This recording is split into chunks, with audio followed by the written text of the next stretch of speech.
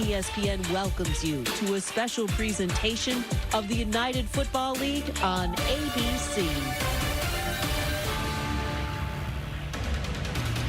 Welcome to the UFL presented by the U.S. Army. And hello from the football-crazed city of St. Louis, the site of the UFL championship game 4 weeks from today. And the locals here hope the Battlehawks can punch a playoff ticket today. They face their nemesis from last year, the DC Defenders, still in playoff pursuit, but with little margin for error. 10-week regular season, 4 teams get in, and this is week 8. In the USFL conference, we know that Birmingham and Michigan are in. In the XFL, St. Louis gets in with a win, but they want home field advantage, and DC is still alive, but they could be eliminated today. With that, we say hello. Thanks for joining us. Sam Macho, Mike Monaco with you. Stormy Bonantoni and Cole Kublik are down on the field. So here we go. 3 weeks left. 3 teams alive for 2 spots, including these 2. Yeah, St. Louis winning their in, but they also want home field advantage. DC, on the other hand, they still have a shot. They've struggled this season, but the opportunity is still alive, so this game has monumental implications. And a massive injury to report. St. Louis quarterback A.J. McCarron is out with an ankle injury. He's been an MVP candidate, so they're turning to Manny Wilkins out of Arizona State, his first start in 6 years. And he's an exciting quarterback. He's got so much athleticism. When he played at Arizona State, you'll see him hurdling over defenders at a quarterback, making elite-level throws. And so Manny Wilkins will be counted on to use his legs, but also to use his arm if they want to come out with the win. 3 years as a starter, teammates with the likes of Brandon Ayuk and N'Keal Harry while starring for the Sun Devils. And in the UFL, you hear straight from the source at all times. So let's hear from Manny Wilkins and how he feels. He is standing by with Stormy Bonantoni. All right, Manny, it's been a long time coming. First professional start, first start since 2018 period. What are you feeling right now? Blessed. I get to come out here with a group of guys who we've been working on.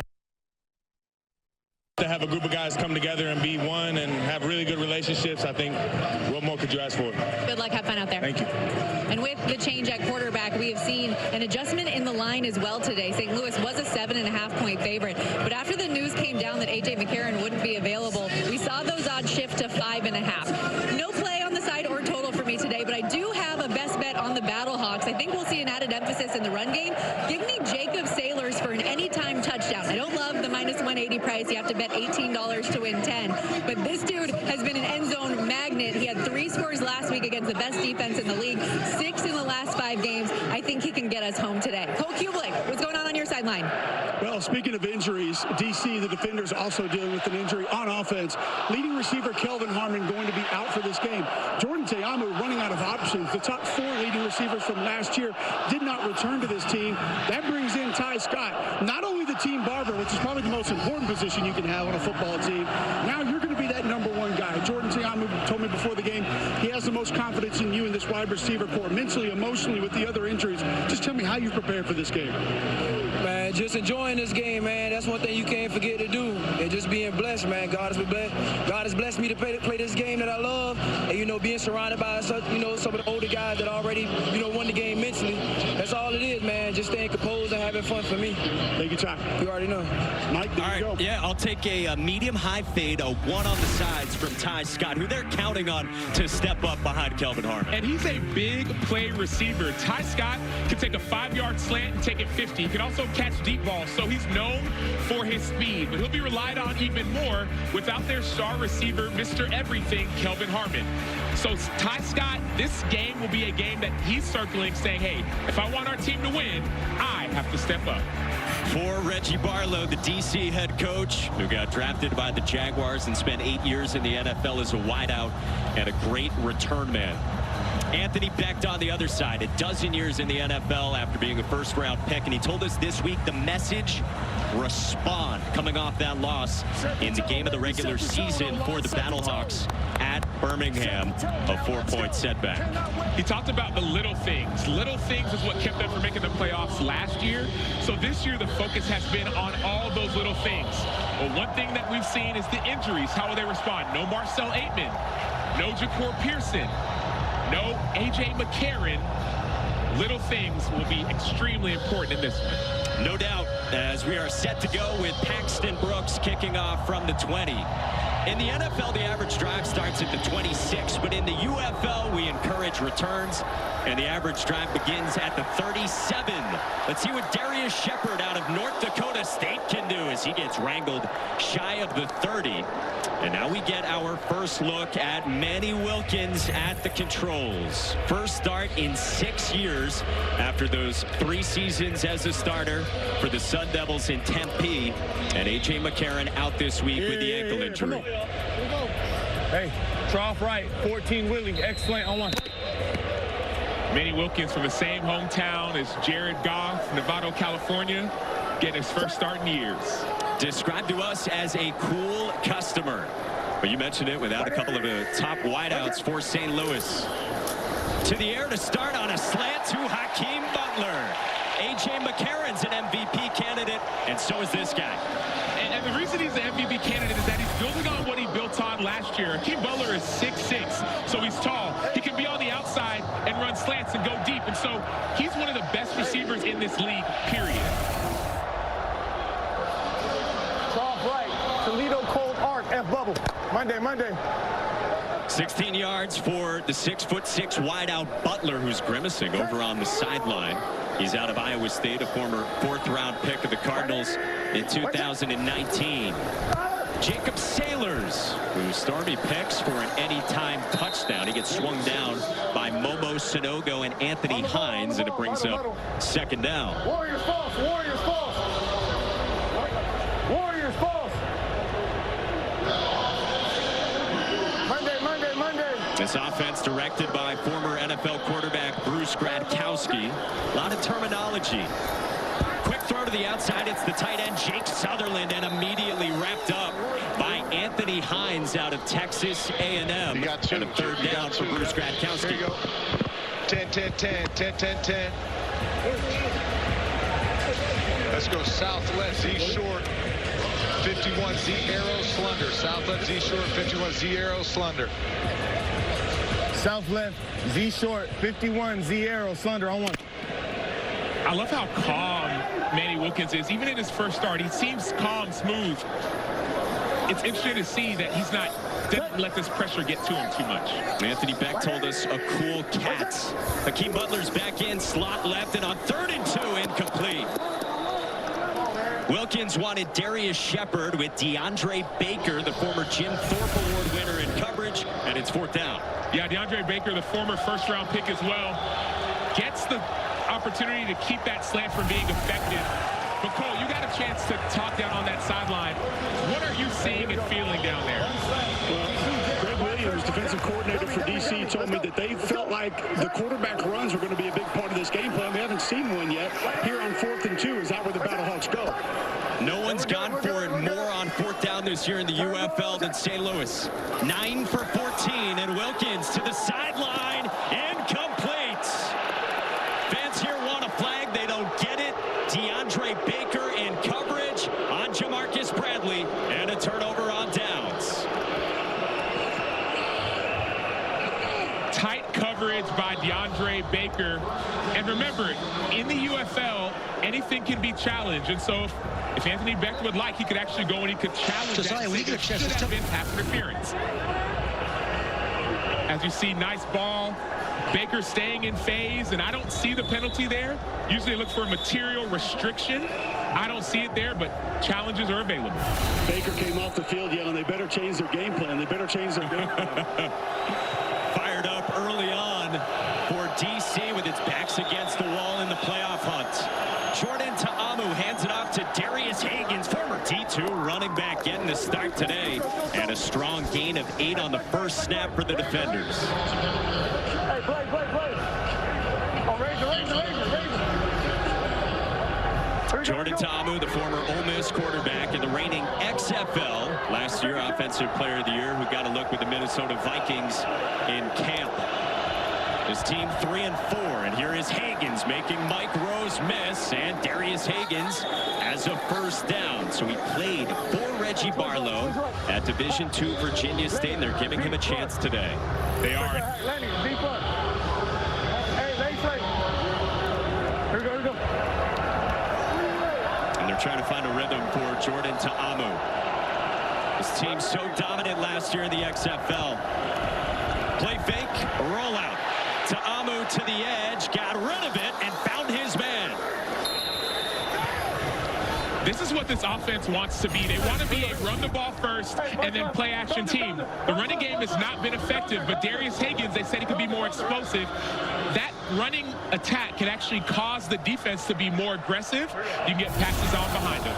Caden Smith, the former 49ers draft pick, for 7. And now Higgins off the right side pushes the pile and appears to have it up for a DC first down. Well, Ancho, you mentioned, or Mike mentioned, the dominance of this offense last year. We've already seen what made them dominant last year. Stretch play, stretch play, stretch play, and then the bootleg off of that stretch play. So get that defense flowing.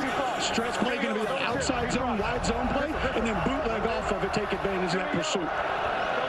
This offense this year, Cole, 7 of 8 in the league in scoring offense. Crazy shuffling all year on the offensive line. On first down, Ta'amu pumps, rolls, scans, and gets rid of it, tipped, and nearly intercepted in the direction of Alex Ellis. Great patience by Jordan Ta'amu. You thought that ball was going to come out early. The play action. He's waiting. He's patient. He's confident. And then all of a sudden, that could have been intercepted. And so, dangerous pass, but I love his patience in this one. Willie Harvey got his paw on it. One of the captains who pairs up as a linebacker with Mike Rose, who's back healthy this week. Cam Harris is giving Darius Higgins a blow, and Harris, the former Miami Hurricane, got it on second down and stacked up after a yard, and third down coming for the defenders on their first drive.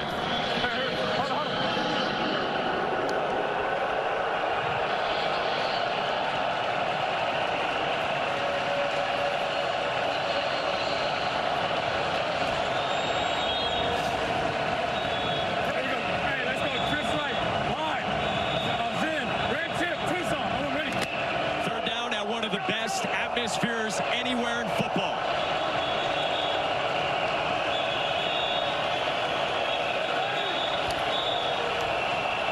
Four-man rush. Ta'amu got it away, incomplete to Cam Harris with Willie Harvey in coverage, and it's fourth down.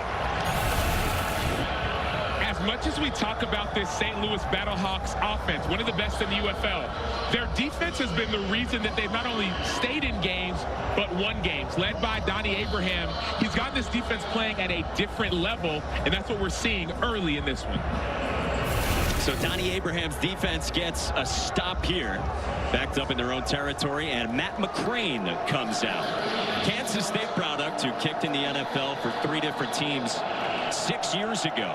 He saw 13 for 16 this year with a long of 58. Last week missed from 43. This from 48 with McCrane's kick on its way, and good. So Matt McCrane stamps a DC drive to start midway through the first in a high-octane matchup in St. Louis.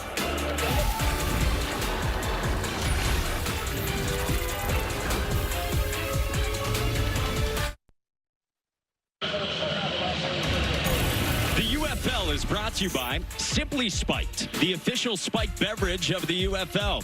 Try new Simply Spiked Limeade today. Celebrate responsibly. Simply Spiked Company, Milwaukee, Wisconsin. 3 weeks ago in D.C., a St. Louis blowout win, and now the rematch after the Battlehawks outscored the defenders 28-zip in the second half, but today is different. We mentioned no A.J. McCarron with an ankle injury. Ja'Cour Pearson, 21 grabs in 4 games. He tweaked his ankle against Houston, and Marcel Aitman has a respiratory issue, just got on meds, and he's trying to get back to full strength. So that means that the offense looks different. These are 3 big-time playmakers. A.J. McCarron was in the conversation for MVP. Ja'Cour Pearson, when he got back, had 11 targets in his first game. And Marcel Aitman scored big and early as well. And so Manny Wilkins and really Bruce Gronkowski is going to have to see how this game goes to get everyone else more involved. And a turnover on downs, their first drive, and here's Darius Shepard to set up their second with some wiggle. Out past the 35 to the 37. Cole told you DeAndre Baker got targeted the first drive. DC corner DeAndre Baker. He came off the field yelling they better change their game plan. What did you see and what do they need to change? I just see I got a lot of targets on the first drive. They ain't in their best interest to go at me whole game. They got to change the game plan. There you go. Thanks, DeAndre. Not in their best interest. You gotta love it. And that's the mentality of a cornerback. The confidence, especially not only any cornerback, a Jim Thorpe Award winner and a first-round pick. Monday. Playing for a confident and quotable defensive coordinator in Greg Williams. Second drive starts, and Manny Wilkins pulls it, and this is something that's different, of course, between him and A.J. McCarron. Yeah, he's more athletic, but one thing that offensive coordinator Bruce Gradkowski said is, I don't want to get him running too much down the middle. We got to keep him upright. Right.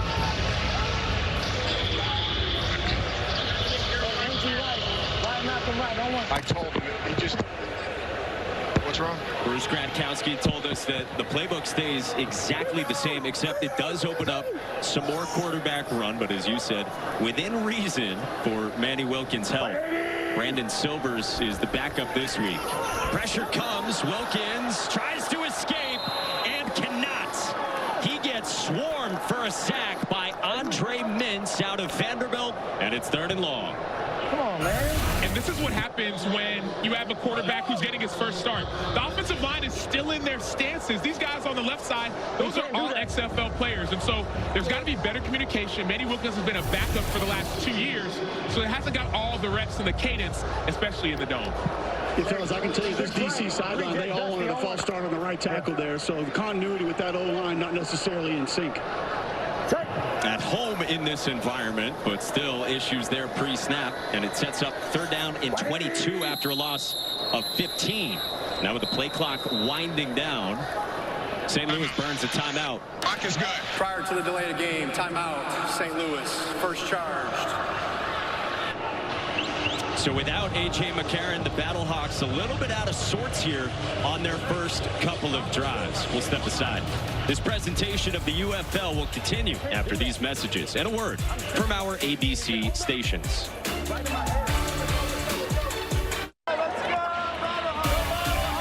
Coming up next, Bob Stoops' Renegades square off against the San Antonio Brahmas, led by Wade Phillips at 4 Eastern over on Fox. Check out some notable props for that one, including Luis Perez, Chatre Kirkland, and John Lovett. And you saw earlier, Stormy's Sportsbook says that she likes Arlington plus 3.5 in a game that is very important, not only for the Brahmas, but also these two teams here. St. Louis with a win clinches a playoff spot. DC would be eliminated if they lose, and if the Brahmas win. 3-0 DC in the first, and 3rd down and very long for Manny Wilkins. 4-man rush. Wilkins takes off. We've got a flag down, and Wilkins goes out of bounds, pushed out at the 34. 78. Now in the backfield. 78. Check with Coach Barlow on that. We had a hold 78. I need a ball. Decline. This will be 4th down. Holding number 78. Offense. Penalties decline. 4th down.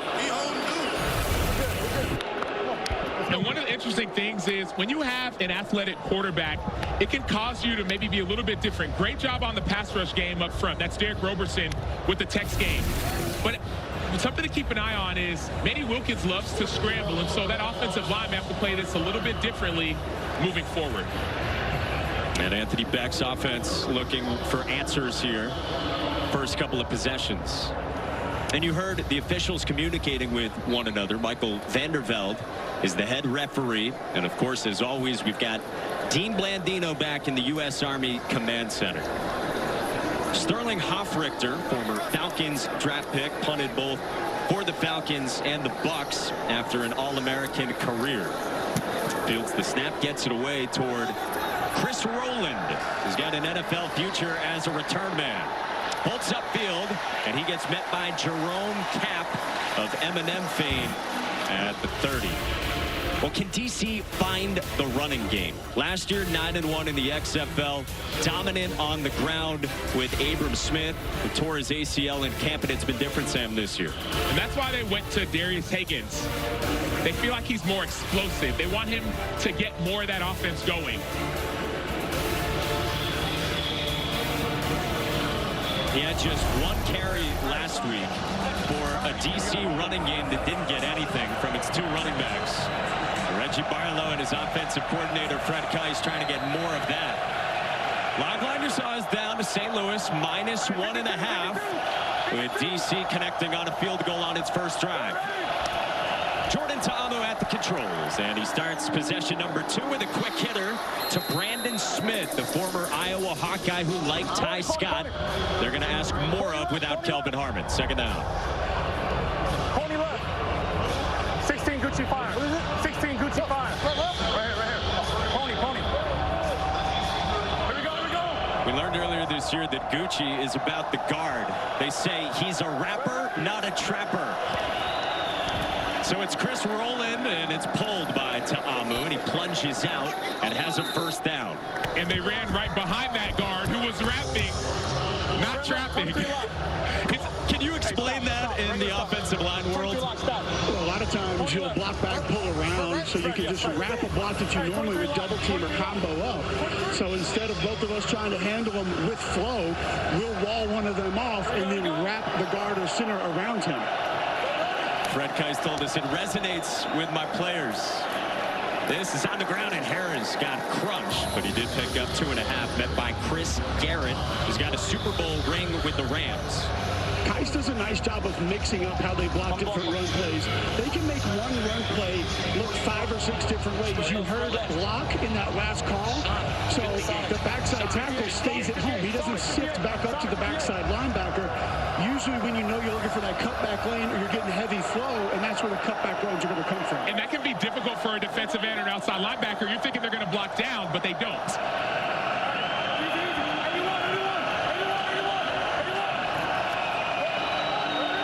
Jordan Ta'amu adjusts with pressure coming on second down. He got rid of it and found a completion. There's Ty Scott involved for the first time with Tim Harris in coverage, and here's third down. You talk about some of that scheme, Cole. It's difficult for an outside linebacker to try and chase when you don't know if the offensive tackle is going to block you or block down, so it makes it hard. A lot of time when you lock them too, all you got to do is just turn and hinge, because they're staying put, worried about the quarterback run, keeping the football. Third down.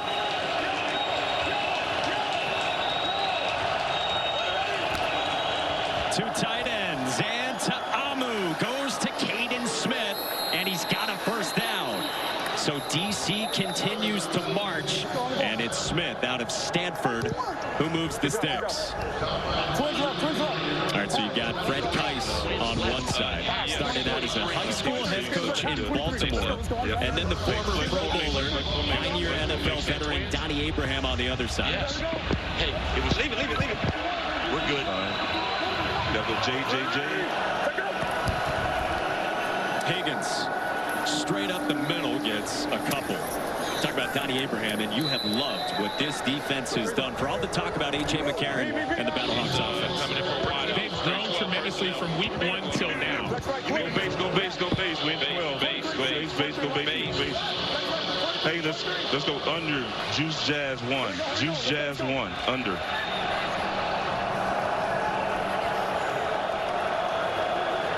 Darius Higgins found a few extra yards, so it's second down and 5.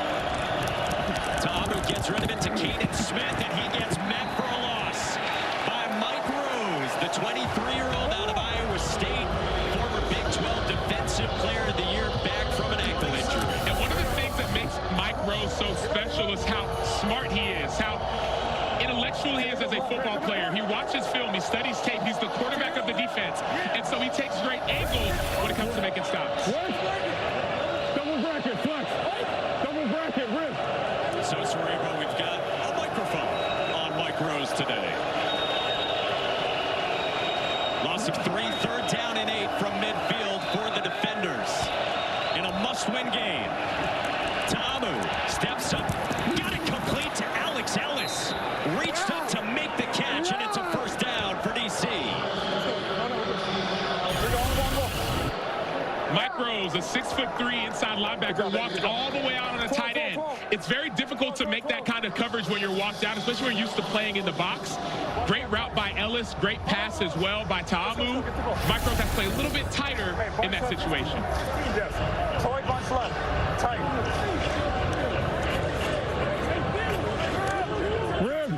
Cole told you off the top, no Kelvin Harmon. Best wide out for DC. And it's the tight ends making the big impact here, paired with the ground game. And now reverse to Kiki QT with the seam and a burst. He tumbles down near the 20, and Kiki QT gets involved with DC on the move. DC's offense is looking different than they have in the last several weeks. Cole, what would you attribute some of this offensive juice to? Well, I think different formations, different personnel, and we're seeing it right now. Acho, the tempo. Remember, Coach Kai's told us we need to get back to going fast. We need to get back to running the football with an emphasis on staying with the run. We've seen that early from the defenders. He told us, I got away from who I was. Fresh set of downs, and Higgins has nowhere to go. Carson Wells and Willie Harvey were there, and it's second down. Carson Wells out of Colorado is a player that defensive coordinator Donnie Abraham wanted to shout out. He says he's so consistent. Every time he's in the field of play, he's constantly making plays. We got to give him more of an opportunity. Every time he gets it, he makes the most of it. Loss of 4, now the 11th play of the drive in the final half minute of the first quarter. 4-man rush, and Ta'amu is picked. Cam Kelly's got the takeaway, and St. Louis needed that.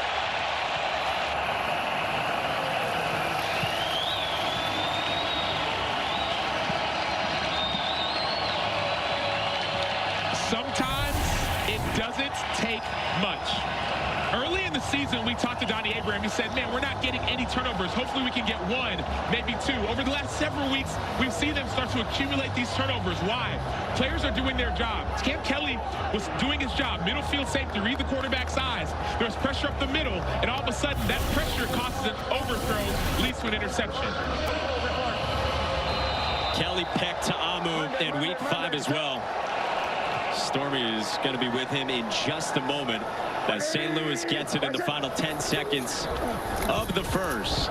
Wilkins a pull, gets around the edge, and Manny Wilkins gets submarined shy of the 40.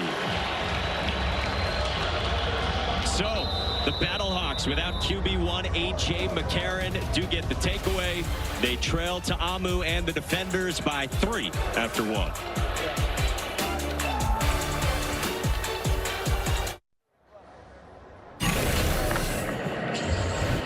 In St. Louis after a momentum-changing interception that really changed the whole attitude of this building, I feel like, from this guy right here, Cam Kelly. What did you see on the play, and how important did it feel in that moment to make the grab? I kind of just got on my back pedal, and then when I looked back, the ball was just coming right at me, so I just had to try and make my play. I was trying to score after, but ended up getting tackled, but I'm just thankful, man, thankful. Don't have your starting quarterback today. You're down a couple of key offensive weapons as well. How much pressure do you guys put on the defense to stand tall today? We put a lot of pressure on the defense, every week, no matter really who's at quarterback. But we trust Manny, so we don't feel like it's any added pressure. We trust him. We feel like he'll get the job done. So thanks, Cam. Thank you. Appreciate it. No Aztec for life this time from a couple of Aztecs. Start of the second quarter, and Manny Wilkins pulls it again. He got popped by Monte Nicholson, former NFL starter, but Wilkins with his legs as a first down. And you saw the confidence, too, the swagger. Manny Wilkins, when you make plays like that as a backup quarterback, it instills confidence in the rest of your offense. Cole, what's the vibe like from Greg Williams down there? Actually encouraging the guys to talk a little more trash down here on the sidelines. I confirmed that with him, and he said yes. That's off-brand for him. Wilkins downfield, incomplete. Wanted Hakeem Butler and a heat-seeking missile. Monte Nicholson arrived on the scene. Mike, he actually went through the fact that they go through the mechanics of once you get warned not to talk anymore, how to just turn and walk away. So that's something they work on. Soft left back. Action, 2 jet hops on 1. Bruce Gradkowski and Manny Wilkins trying to solve Greg Williams, the longtime NFL DC for 7 different teams.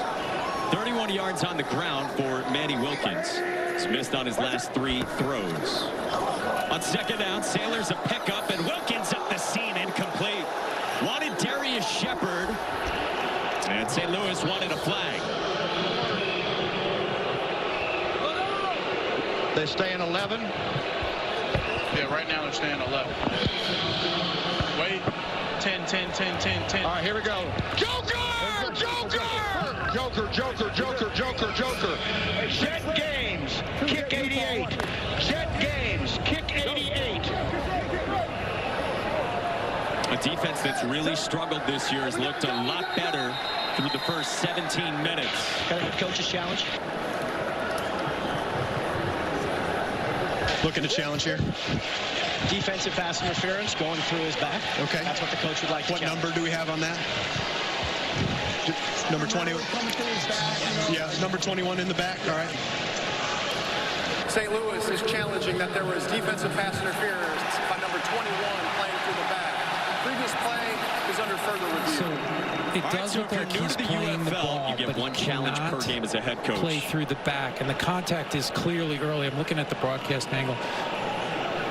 I'm going to go to my end zone shot. And he appears to be playing the ball, but he makes clear contact from behind through the back. That's early, so we do have defensive pass interference. Okay, Mike, we do have playing through the back early, so we do have a foul for defensive pass interference. It's going to be 15 yards from the previous spot. We'll double check that for you. Still 15 from the previous spot. Going from the 48. Correct. Yeah, we're going from the St. Louis 48 right hash. Yep. So we'll go 15 from there, and it'll be a first down. Awesome. Number 21. After review, there is a foul. It's a 15-yard penalty and a first down. St. Louis will keep that timeout. They will still have 2 remaining for the first half, and coach has used his super challenge for the game.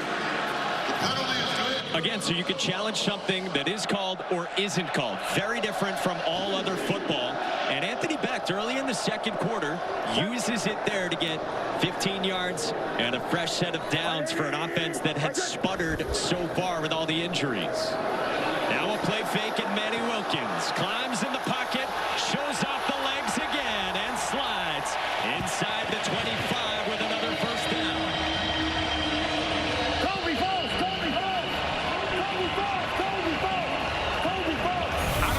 Saw what I saw, but the moment that Manny Wilkins decided to tuck and run, something took over, and you can see that's the electricity.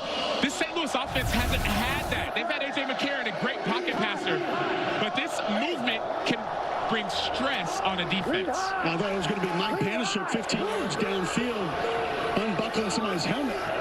The son of Polish immigrants, Mike Panasiuk, clearing the way for Manny Wilkins, who throws to Butler. To the 10 on a slant. Battlehawks on the move, but there is a flag down at the near side. Flag down. I've got 78, 4 yards downfield. So ineligible player downfield, number 78. Sir, it'll still be first down. Ineligible player downfield, number 78. Offense, 5-yard penalty from the previous spot. Still first down. You heard 4 yards downfield. You can't be more than 3 beyond the line of scrimmage when the pass is released. And that's Vidal Alexander, 6'5", over 300 pounds out of LSU, 7th round pick by the Raiders. Towing that line a little too far. I like that at 340, you give him over 300, Alcho. I was going to hit a 336, but I don't know. Sometimes that weight fluctuates during the season. Rounding errors. Wayne Gallman checks in.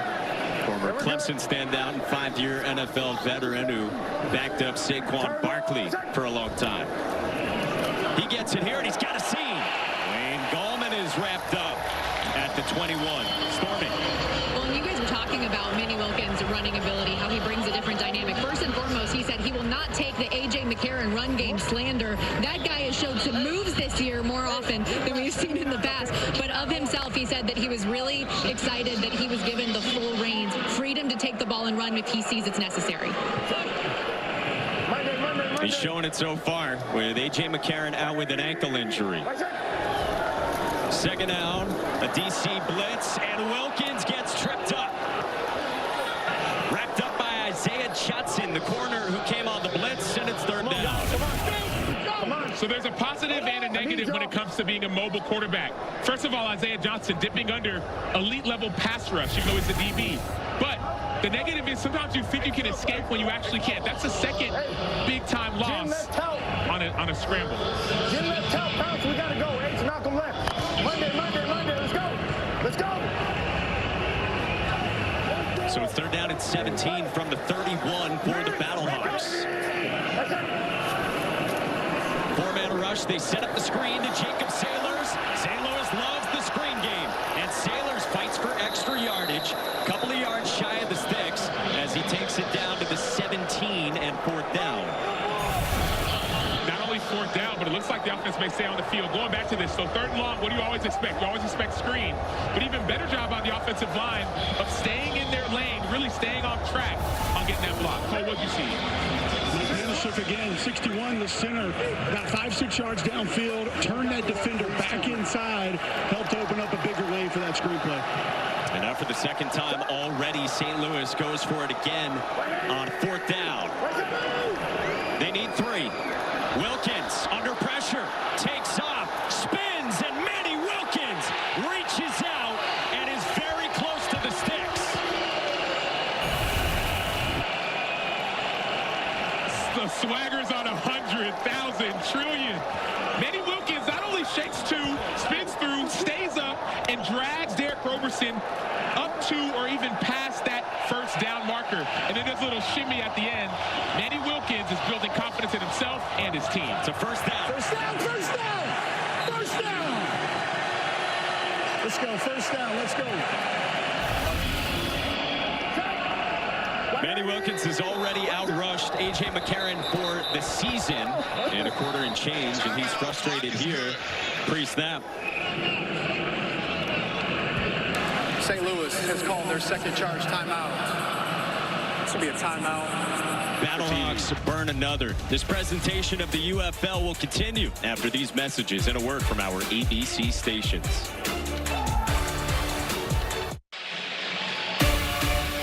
The UFL is brought to you by Progressive Insurance, the right call to protect your home and car. Visit progressive.com. On a beautiful Sunday in St. Louis where football is rabid here. Anthony Beck told us it's like the Raiders in the black hole back in the day where fans are wild. And they're passionate about their sport, specifically about their football. Now that they're back, there's football back here. Everyone's excited. Site of the championship game in 4 weeks, and Anthony Beck said to us, if we are lucky enough to get there, he thinks they might get 50 or 60,000 in the dome. 10th play of the drive for Manny Wilkins and the Battlehawks, and here's Jacob Sailors racing to the edge, spinning and getting blasted. Derek Roberson held the edge and a big lick on Sailors. I love the physicality that I'm seeing from this defense. Derek Roberson's on the edge, sprinting all the way to the sideline. Run to the football. That's one thing that Greg Williams said. If you're not running the football, get off the field. And so that's what we see, the physicality.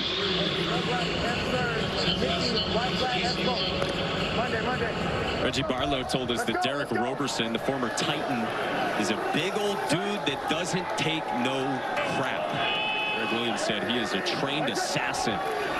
2nd down and Sailors again. Squirting right up the middle, takes it inside the 10, and 3rd down coming. Roberson's guy who had 2 sacks on Drew Brees his rookie year. Quarterback hits on Patrick Mahomes and Lamar Jackson. So he has NFL experience, 3 years in the NFL, but he's got a big body and passionate about this game.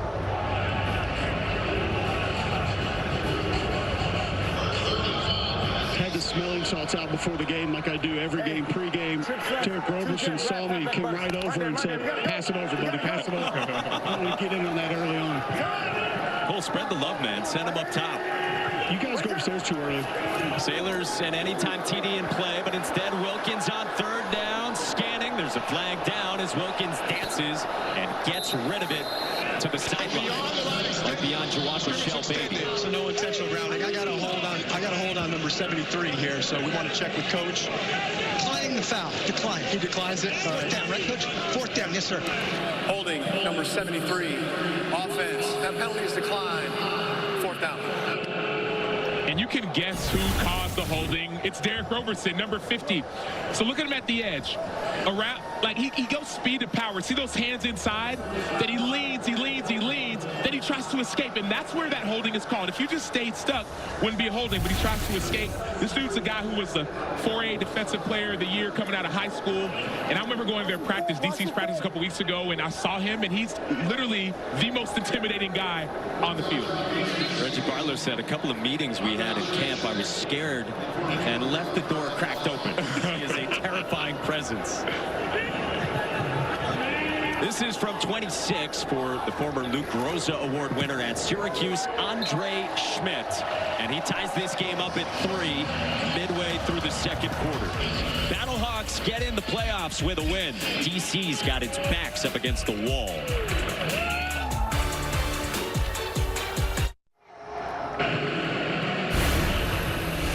All right, back live at the Dome with DC defender Derek Roberson. Tell me how specifically you changed your pass rush strategy for this game, this opponent. I mean, this game, last game we played him, we was playing another quarterback. He kind of wanted to stay in the pocket. This one's more of a scrambler. He kind of wanted to scramble to the outside. So just keep on doing speed and keep your eyes on the quarterback and just running plays off that. So we're doing a good job containing him, but still getting a little bit too loose right now. Reggie, every football team that I've been on, that Acho's been on, that your head coach has been on, says they've got that dude. There's that one guy that nobody messes with. Your head coach confirmed that you are that dude on this football team. How does that feel? Hey, man, I'm all about business, you know what I'm saying? And then I talk my talk, but I'm all about business. And that's what it is, really. Thanks, Reggie. Yes, sir. Noted wordsmith Cole Kublik, DC Defenders defender. He nailed it. Chris Rowland returns it from around the 5 with the score tied at 3 in the second quarter. And Rowland rumbles out toward the 35 for the Defenders. The United Football League season continues with Week 9 next weekend. Saturday, St. Louis and Arlington, led by Bob Stoops, at 12 Eastern here on ABC, and over on Fox, a big one at 3 Eastern, Birmingham and San Antonio. Sunday on Fox, Defenders and Showboats, and then the Panthers and Roughnecks, both at 2:30 Eastern. Cole Kublik, Stormy Bonantoni, Sam Acho, Mike Monaco with you, and our entire ABC crew behind the scenes. DC with a loss and a San Antonio win would be eliminated. Must win for Jordan Ta'amu and the Defenders. And here's Ty Scott with his second grab, shoved out of bounds at the 44. Here we go, on the ball, Trips left. 54. X crack. Trips left. 54. If you're DC, this is exactly the situation you want to be in. Keep it close. Build some confidence offensively and defensively. They went 11 plays last time but got picked. Set up a screen here to Cam Harris, who breaks a tackle and then tumbles. Chris Payton-Jones got to him. There is a flag down as Harris thought he stayed on his feet, but they are marking him. I have him being on the hit, second effort. not losing his feet and tripping on his own. That's what I had. No, I don't have a flag down. At a spot. The blindside block. Okay, number 19. That's going to be still going to be second down, right? Yeah. Personal foul, illegal blindside block, number 19, offense, 15-yard penalty from the previous spot. Still second down. So going to that penalty, you see that block coming in from the outside. Lakeem Williams was not looking, and so that's why they get that blindside block coming back towards the line of scrimmage. And then he was not down, so it looks, look, he accepts the contact, stays up, Cam Harris does, then he slips, and so he gets back up and he can't run. It's not the college rule, it's the NFL rule. Yeah, that's really high level from these officials to know, and you heard them say it, that he broke the tackle and then tripped on his own, so he was able to get up, and they marked that correctly. And high level by Cam Harris saying, hey, that wasn't them that brought me down, it was me. I can get up and get extra yards. Very often these officials then move on to the NFL and also our top-end elite college football officials. Second down and long, and Harris blown up. He was down, and then the ball came out as Mike Rose got to him. Marked down at the 29, and third down coming. Mike Rose Mike Rose didn't play last week, but one of the things that coaches have said is that when he's in the game, he makes everyone else around him better. How does that work? Well, he's the quarterback, and so he can remind guys next to him, to his left, to his right, in front of him, behind him, hey, here's what we have. So he can give them a sense of calm when the plays are going on. Hey, watch out for this, watch out for that. Quarterback of the defense, huge, integral part of this team. Anthony Beck said he deserves to be in the NFL. He leads this defense, staring out 3rd and 16. And Ta'amu with a short one to Alex Ellis, his tight end, for just a couple. Met immediately by the nickel, Levert Hill, and St. Louis forces a DC punt. Great coverage by Levert Hill. He was once recognized as the nation's top defensive back coming out of high school, undrafted free agent out of the Chiefs in 2020. All XFL player last season. So this defense, the individual players are stepping up and making plays. Total closed at 44. We've got just 6 combined points. And we've got whistles here on the punt from Paxton Brooks.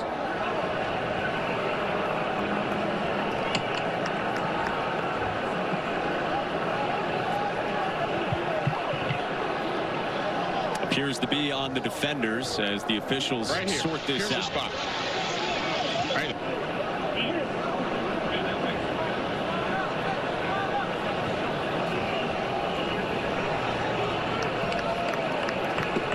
Normally able to listen in on these conversations between them. And no explanation here from Michael Vandervelt's crew. So we'll tee it up again. Paxton Brooks to Darius Shepard.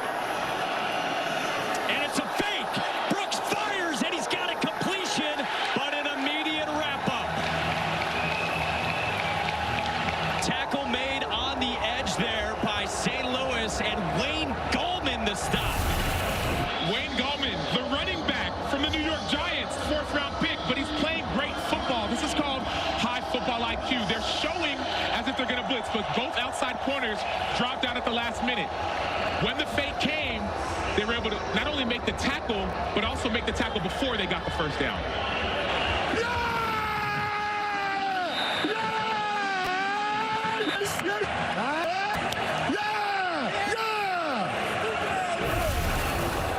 Wayne Gallman, a national champion at Clemson, backed up Saquon Barkley. Things he didn't do there for 500 that he is doing here in the UFL as Jacob Sailors gets a yard and a half. Storming. The running back, Wayne Gallman, with the stop there. When a play fake happens like that, what's your immediate reaction? What do you do? I actually had a responsibility on that play to sell a fake, but to also, the gunner was my guy. So I just had to get back out there and make the tackle. It was easy like that. Big play, thank you. Thank you. It's easy when you're prepared. There was responsibility and made the stop. And St. Louis gets it off the sudden change on a gamble from a usually conservative Reggie Barlow. And now Hakeem Butler makes the grab. And he bangs off tacklers from Deontay Anderson. And Butler's got a first down. And he is down on the field. Best wide receiver in this league for an already injured Battlehawks offense. He took a hard hit from Anderson across the middle, and he's getting back up now. But this is what this defense has been able to do. They have extra eyes and extra physicality on Hakeem Butler. That's the 3rd or 4th big-time hit that he's taken coming across the middle. This one from Anderson, you mentioned, 230-pound safety nicknamed D-Train. Yeah, he was one of the best safeties coming out of high school. Had a big-time recruitment announcement. Now he's making plays in the UFL. Butler's been a 100-yard threat every game. You heard Manny Wilkins say, let's go score. Only a field goal for each side so far in week 8 of 10. Wilkins pulls it, tries to get to the edge on Trent Harris, who strings him out. And a couple of flags flying, might be a face mask on Trent Harris. I've got a face mask on 33. Face mask 33. Going to full 15. Personal foul. Face mask number 33. Defense, 15-yard penalty, automatic first down. So face mask isn't great, but what I did like about this was that Trent Harris took a direct line across the line of scrimmage, a direct line, not at an angle, run down the line of scrimmage to get an athletic quarterback. Now you got to keep your hands off of their face mask. So part one of that play was good for Trent Harris, but it ended with that 15-yard penalty. Why is that the way to do it, a direct line? Yeah, because you don't want to take an angle upfield because the quarterback could outrun you. You don't want to take an angle kind of back in the opposite way because then they'll get extra yards. So you just want to go straight down that line of scrimmage, then you'll meet the quarterback when they end up trying to turn upfield. Well, you see 15 more penalty yards against DC. St. Louis in the red zone, and Jacob Sailors tries to bounce it, goes spinning with a cut, and Jacob Sailors is down at the 7. Manny Wilkins leading this offense with A.J. McCarron out with the ankle injury suffered in the fourth quarter on that roughing the passer last week. The microphone's picked up McCarron saying, my ankle is broken. We asked Anthony Becht about next week for A.J. McCarron, and Anthony Becht said we'd like to think that A.J. will be back next week. You see Hakeem Butler on the sideline. This is second down and 6, and it's Wilkins to the edge for Averett, and he gets shoved out of bounds. Close to the sticks by Anthula Kelly, the big-bodied tight end, the grab for 5 yards, and it should be 3rd down and 1. And big-bodied is correct. Kamari Averett is 6'6", 257 out of Bethune-Cookman. He came out of his game after Calvin Johnson. He was born in Detroit. His favorite route he talked about is option route. I want to have be one-on-one on smaller DBs. And high hopes for him this year, trying to find some one-on-ones. It's his 5th catch of the year. St. Louis is 0 for 4 on 3rd downs. Just need one, and it's Sailors up the middle, met by Trent Harris, and Sailors gets marked down near the 1.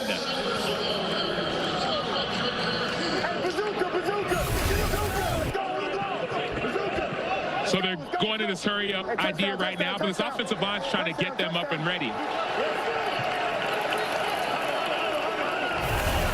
They wait on the spot, and it is a 1st down. So they marked Sailors at the 1, and now you don't need to hurry. You've got 1st down and goal from the 1, trying to punch it in.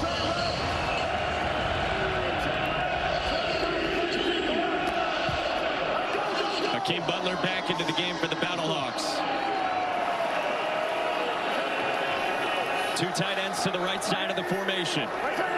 Manny Wilkins in the gun, and we've got whistles. We hit the 2-minute warning here in the first half in St. Louis. We have a 2-minute warning. Timeout on the field. Battlehawks are trying to punch it in. A win gets them to the playoffs with the backup quarterback taking the reins for Anthony Becht today.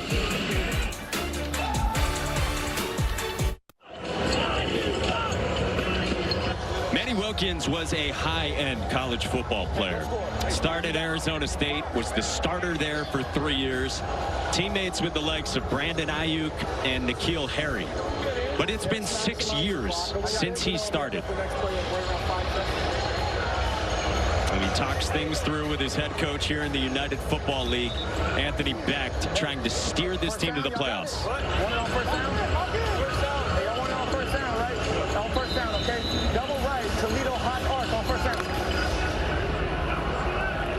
Stormy's pick was a Jacob Sailors anytime touchdown despite the -180. He had 3 TDs last week. He's in the pistol behind Wilkins. And it's Sailors up the middle, stood up, and it's a push that won't get him in. So indeed a run on 1st down, and now 2nd down and goal coming for St. Louis. And Coles, I'm looking at that defensive line. The defensive line stood up, every single one of those offensive linemen. That's stout defense. When you're in the trenches, you know you got a 1st down. What are you thinking of, you know it's a run play? Well, you're not ready for 1st down. I mean, you're going on ball movement. So 1st down, I think, is advantage offense. But they tried to pull the backside tackle, Jared Jones-Smith, and he was pushed off his track, and that forced a collision with the running back in the backfield. Malik Fisher, stud defensive end, was in there as well on the stop. And you heard in the St. Louis huddle, 1 blank yard is the goal. Sailors again up the right side, stacked up with a push. It's a touchdown.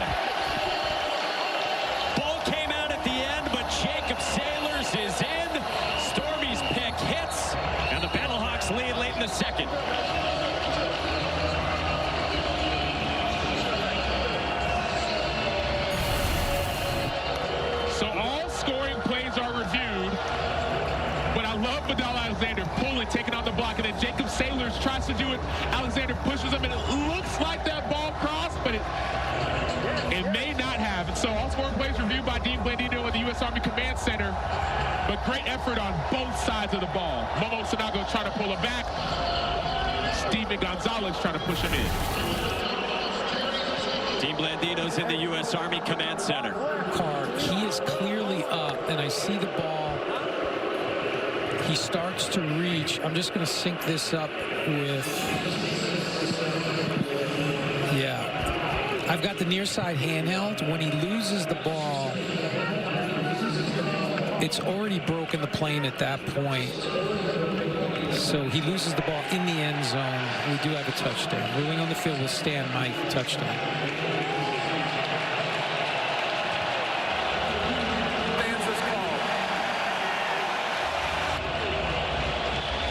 And listen to this place. In St. Louis.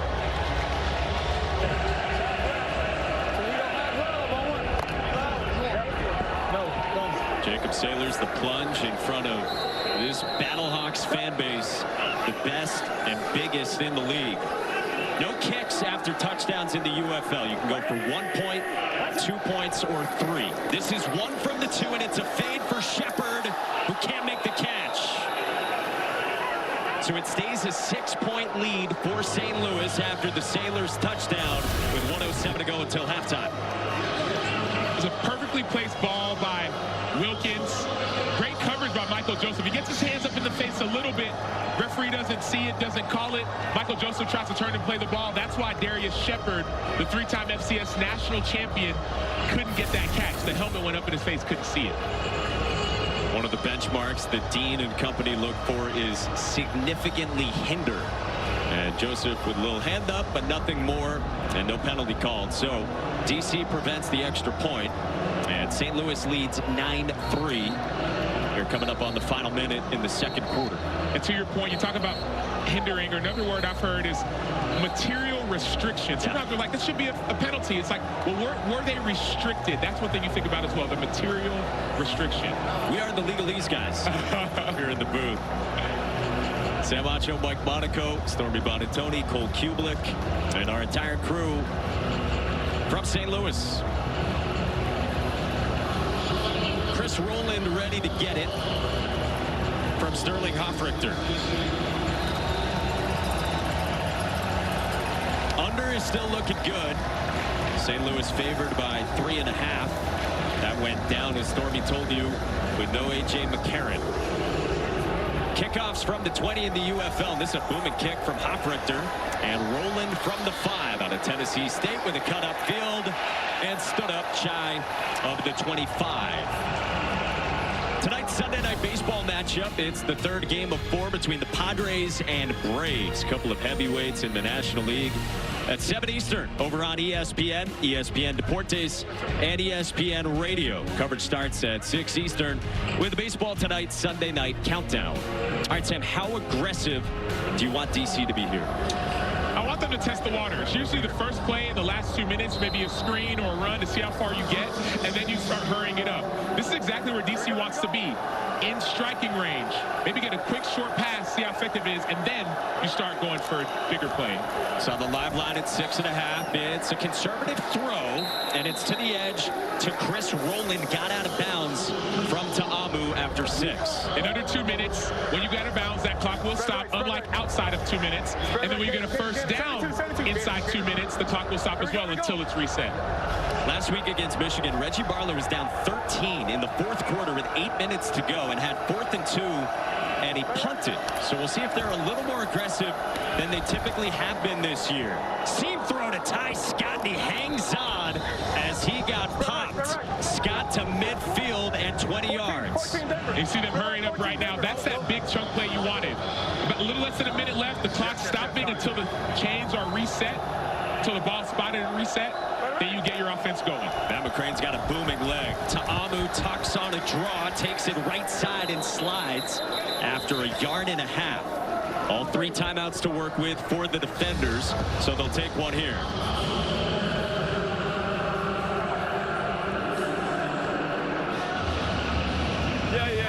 if you don't want us to snap it. Reggie Barlow's team at 3-4 in a must-win game in 3rd place in the XFL Conference. He told us this week, we've had a lot going on. They've dealt with adversity, with injuries, health issues with their coaches as well. And he told us their mantra this week has been it's a one-game season every week the rest of the way. They've gone through 11 different offensive tackles, not offensive linemen, but throughout the season, offensive tackles coming into practice. Who's going to play? Who's going to start? Now they've got some more sustainability and consistency along the offensive line. Yeah, speaking of tackles and consistency, guys, Yasir Durant questionable to return to this football game. So DeMarcus Hayes has gone from right to left. You know, Greg Long got the start at right tackle tonight, but more offensive line issues for this DC football team. And we asked Fred Keiss how many tackles this year. He said, man, we had 4 today at practice. Don't ask me about the whole season. 2nd down and 8 after the timeout, and it's a high throw to Rowland and incomplete. Tim Harris in coverage, and 3rd down coming. Harris getting the start for Brandon Sebastian, who's out for the year with a broken thumb. Spread left, 72 all go, 72 all go. Come in for the short stuff. All go, 72 all go. I'll take that. Massive 3rd down in the Battle Dome. 4-man rush. Ta'amu. Swarm. Escapes. Fires toward the sideline. And did Ty Scott hang on to it? Yes, he did. Ty Scott on the bobble for a 1st down for DC.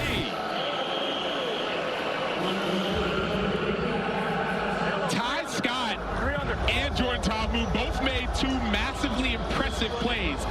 Ty Scott on the bobble, getting those 2 feet down, important in the UFL. Ta'amu avoiding the sack and the pressure inside, escaping outside, and having a pinpoint throw and getting out of bounds. Elite level football. And now 1st down. Ta'amu under pressure. Got it away to Rowland, who goes diving for extra yardage to the 30 under heat from Willie Harvey. Reggie Barlow will take timeout number 2.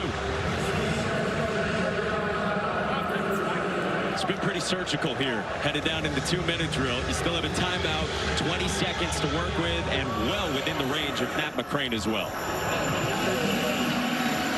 We're going to go Rebels on it, right? But I'm going to call a timeout to ice them. Okay. If they snap and try to get their big ass, you guys jump it on first.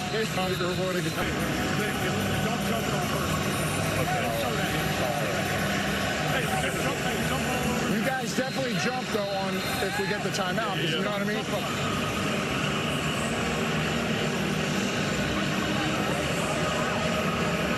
That's really interesting that he's going to ice Matt McCrane, and also that Hakeem Butler is a 6'6" weapon if you want to block something. Yeah, his wingspan is enormous, and so he's a receiver. Usually defensive guys are on the field goal block team, but because of his height, they want to put him there to try and go and block that field goal. 2nd down. Ta'amu on the roll, still searching, now takes off to the sidelines and just gets ushered out of bounds by Travis Feeney with 14 seconds left. And that's that point of angles. We talk a lot about angles in football. Travis Feeney ran straight down that line of scrimmage to try and keep Ta'amu from rushing upfield. And so angles matter so much, and they're so critical when it comes to making tackles on defense.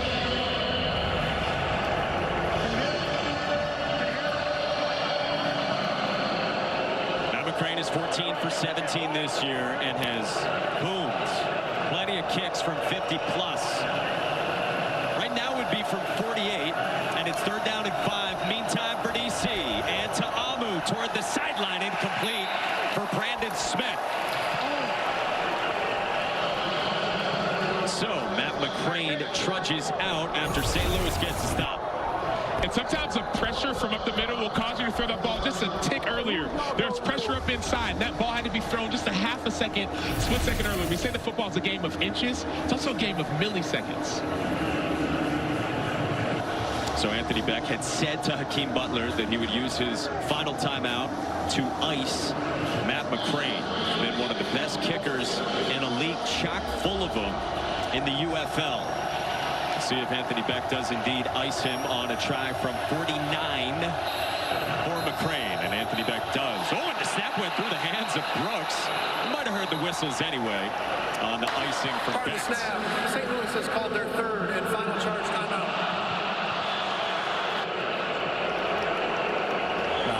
So he laughs about it, and he did put in his star wide receiver, Hakeem Butler, at 6'6", and told him, do anything you want, trying to get a block. But more importantly than Hakeem Butler, it's the guys up front. In order for this block like this to work, you have to get push up front from those big guys who have their 4-point stances. That means 2 hands in the dirt, feet on the ground.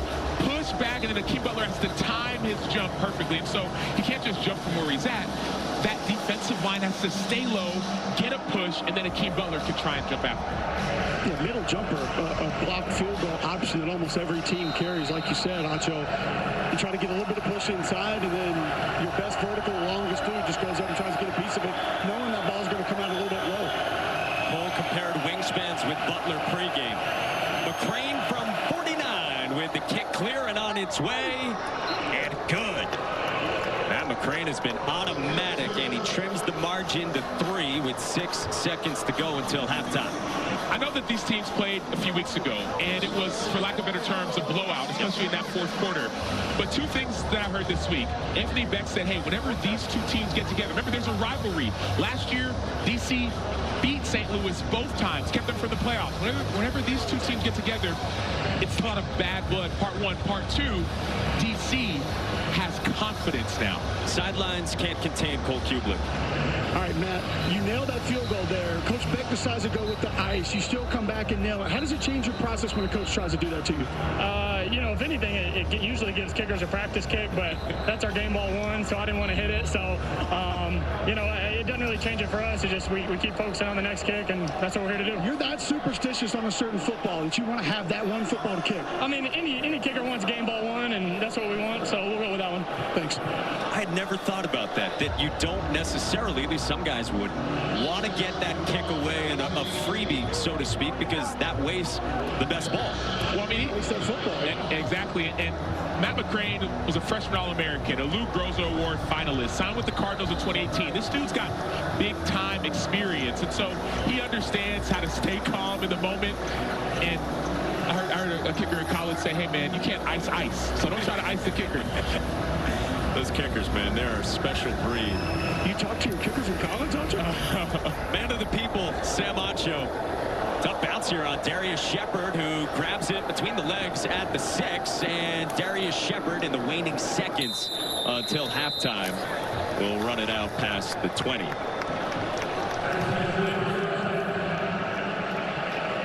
So, with Manny Wilkins taking over for an injured A.J. McCarron, the former Heisman runner-up and 2-time national champion, we played a low-scoring first half in a game with massive playoff implications. Battlehawks with a win, get in. D.C. looking for a win to stay alive. It's a great partnership that the UFL has with the U.S. Army, a couple of proud institutions. And for more on that, we check in with Story. Yeah, Mike, and through that partnership, we've had the amazing opportunity to get to know so many great servicemen and women, just like Jack Polite, first lieutenant in the U.S. Army, joining me out here on the field, who has, by the way, Missouri and St. Louis ties that run deep. How much have you enjoyed being out here on the field with the Battlehawks? Hey, first off, I just want to thank the St. Louis Battlehawks for having me out.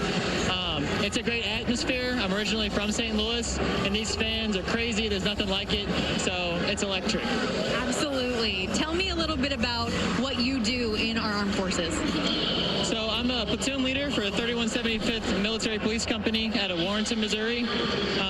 We're part-time. We drill on the weekends, but I also work full-time in intelligence at the Jefferson City HQ in Jeff City. So that's a little bit of what we do. We're at the governor's call, so if they need us, we're here to answer that call. Appreciate you for doing just that. Thank you so much, Jack. Thank you. Appreciate you. Mike. First Lieutenant Polite, we thank you for your service. In St. Louis on a picture-perfect mid-May Sunday. Battlehawks by 3 as we step aside, and more coming up right after this.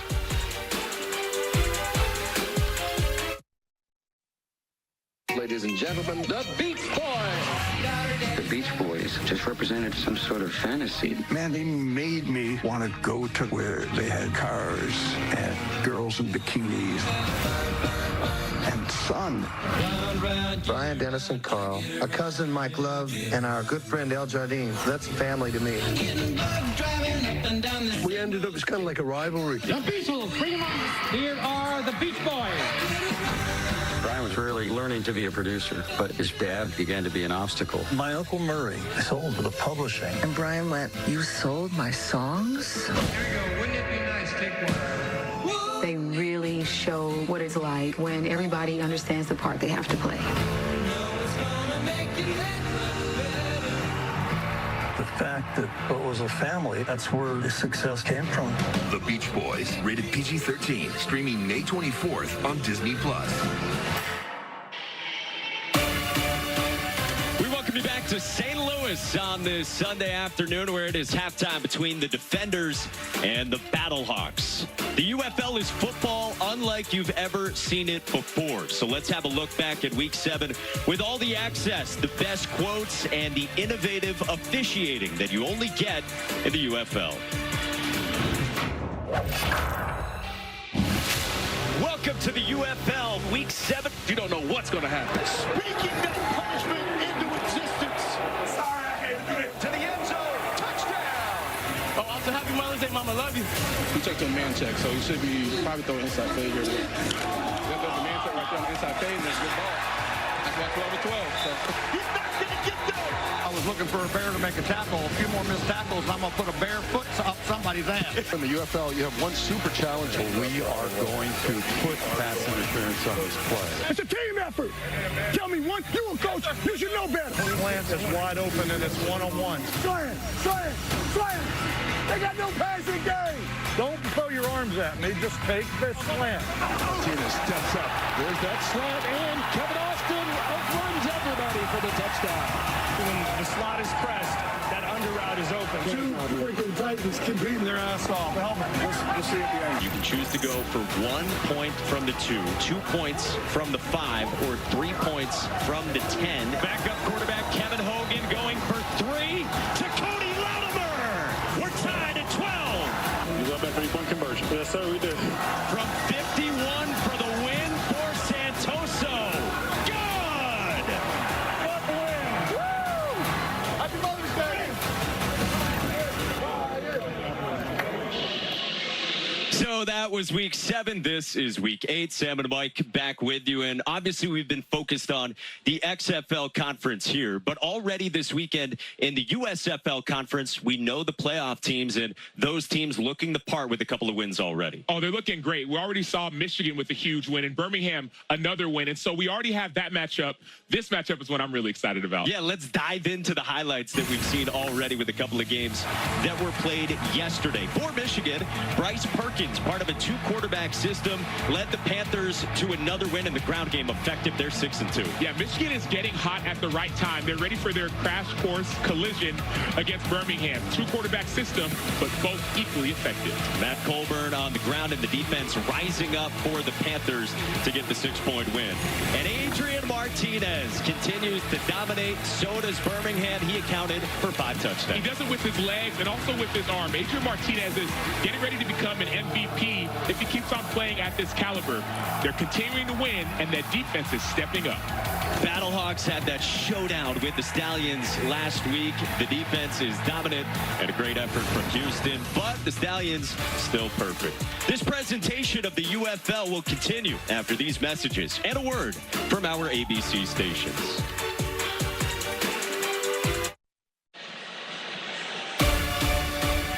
Welcome back to the UFL, presented by the U.S. Army.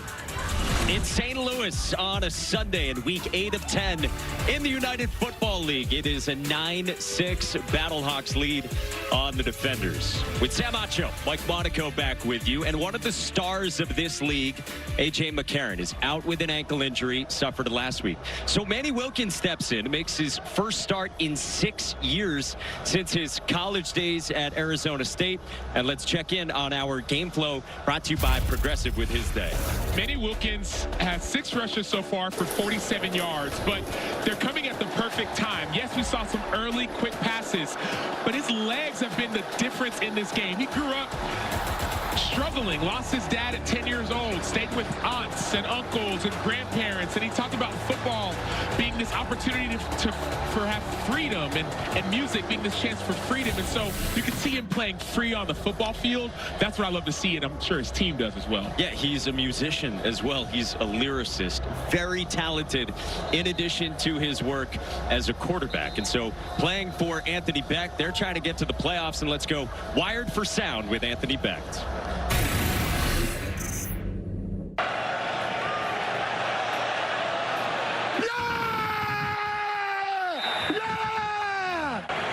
Now score a touchdown, please.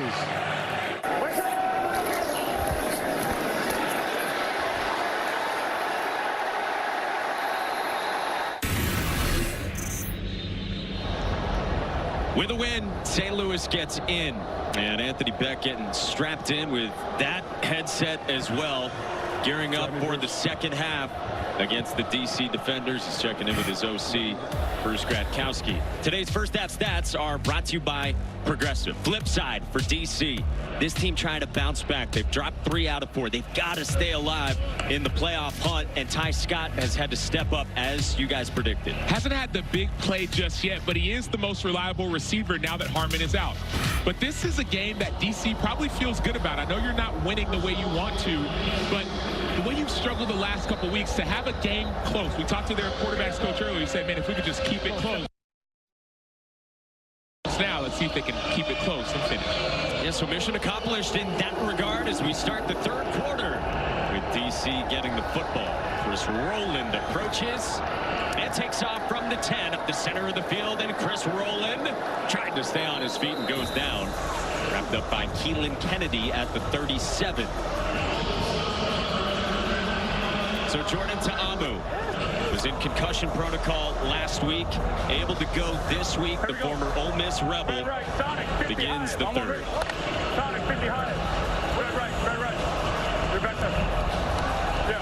And I'm wondering if they're going to go back to that early running attack. Cole, I know we talked about it earlier. This team wants to be a physical team. That running game was working early. They may go back to it now. A lot of other people involved in this football team pregame that were coming up to us, Acho, saying we need to lean on the run game today. So naturally they throw it to start the second half, and they loft it to the sideline just out of the reach of Kiki Cutie. So you guys would both like to see more run, at least at the outset here? I would, because it's been effective. Their running game has been effective, at least early on. Darius Higgins has gotten some bigger gains that they weren't getting earlier from Cam Harris. 71 straight. 71 straight. Protection's held up better for Jordan Ta'amu. Fred Kais told us this week, every time I see him, I apologize to him because he's been taking a beating this year. On second down, Ta'amu takes off. Was under some pressure there, and he finds room up the center of the field. His legs grant a first down. Jordan Ta'amu is patient in the pocket, scanning his reads, but once again, when he sees an opportunity, whether it's him or whether it's Manny Wilkins, they're taking that opportunity and gaining positive yards. There's the way Cameron Harris led up in the hole there, I feel like that was a design draw. And Ta'amu made the quick decision, so maybe the case as we check on the injured Battlehawk defensively.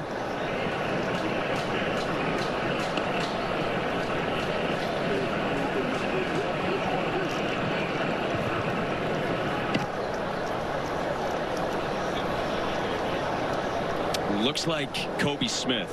We will check back when we return. Allegiances are born and rivalries are formed. In the United Football League, fandom isn't given, it's earned. So grab the official UFL gear and rally because it's time to ball out. Get hoodies, shirts, hats, and more, and feel the rush of victory. Who will you choose?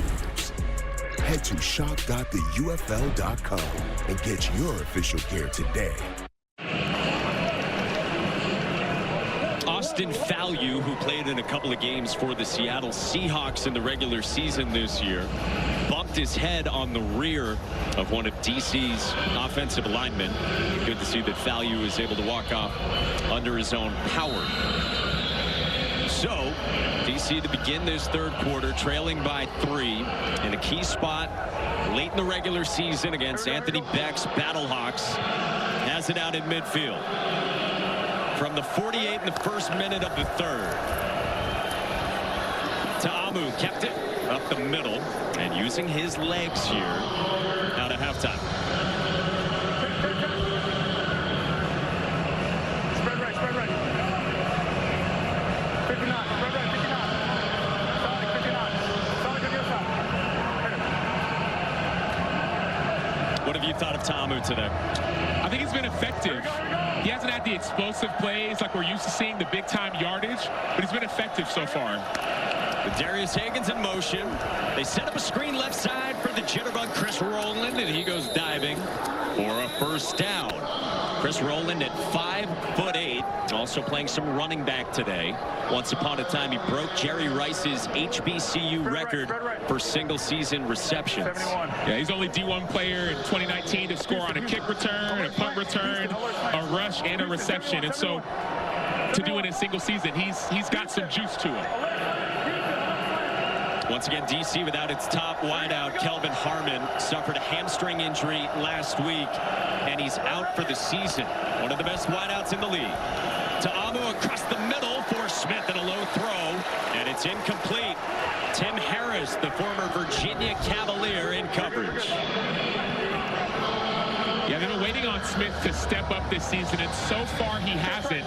But this is the game. This is the moment where you know somebody's down. You have to make catches like that. Again, you think about how good Harmon was. 31 receptions this year. No other wide receiver on the roster had more than 11 grabs coming into today. Ta'amu on second down checks it down and dropped by Darius Hagens. And now third down in a rocking atmosphere here in St. Louis. And they're bringing in some of their pass rushers back in. Peter Talmoa-Penu, number 7, coming back in. Travis Feeney coming back in as well. So they got 4 guys who can get after the quarterback.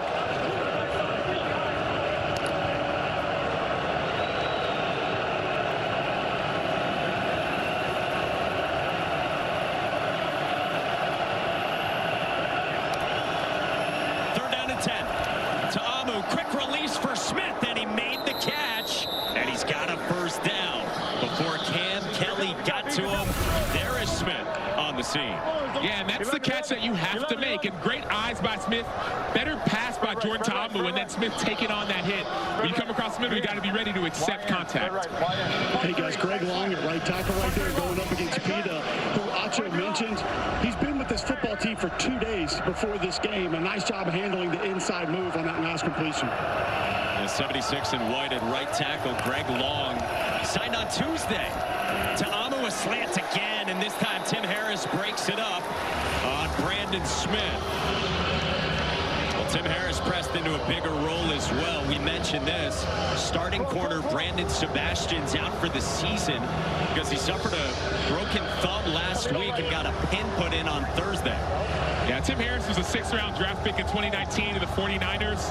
He hurt his groin in training camp, but spent the year on IR, so now he's getting an opportunity again to show what he can do. And he's making the most of it.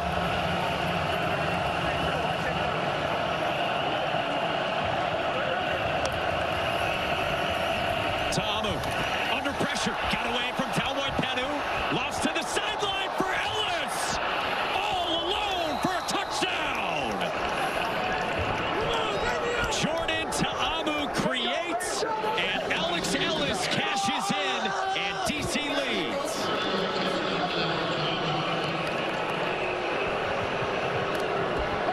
Not the way you would have drawn it up if you're this DC offense, but you'll take it any way you can get it.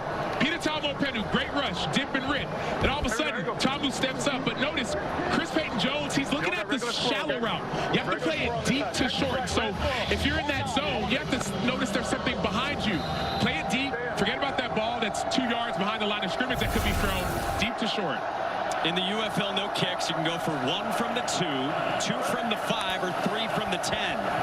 This is 2 from the 5, and to the back of the end zone, it's Ellis again for 2 more. And the lead is 5 for the defenders in a must-win situation in Week 8. Making a 5-point lead for the 5-year NFL veteran. Alex Ellis, undrafted free agent 2016 out of Tennessee, went to the Tennessee Titans. Played on 8 different teams. 6'4", 245, uses his height, his skill, his ability, his experience to give his team the lead. Had his first touchdown grab of the season from Jordan to Amu. Alex with Cole. Alex, can you take me through that? Go do your thing. Take me through that touchdown reception first, how you got open. Great call, but OC, 10 solid, and then just doing your job, you know. 2-point conversion. What was the coverage? How were you able to find space? Just scheming it up during the week. Been practicing it, and it worked, so that's how it goes. Thank you. Yeah. Prior to Del Mar, Delaware. Seems pretty calm and cool, and yeah, just trusting the process with his play caller and his quarterback. Oh, I love it. Alex Ellis has type 1 diabetes, and he's been a spokesperson for people with type 1 diabetes. It affects approximately 1.25 million Americans. He's using his platform to let people know more about type 1 diabetes. And stepping up here in a big way in what has been an injured tight end room. Riley Moore got injured a few weeks back, and they do hope to have him return perhaps next week. Liveline shows St. Louis -7.5 right now, trailing by 5. Would be very appetizing to get involved if that's the case. Darius Shepard takes it out to the 41 for St. Louis, down by 5. And some extracurriculars.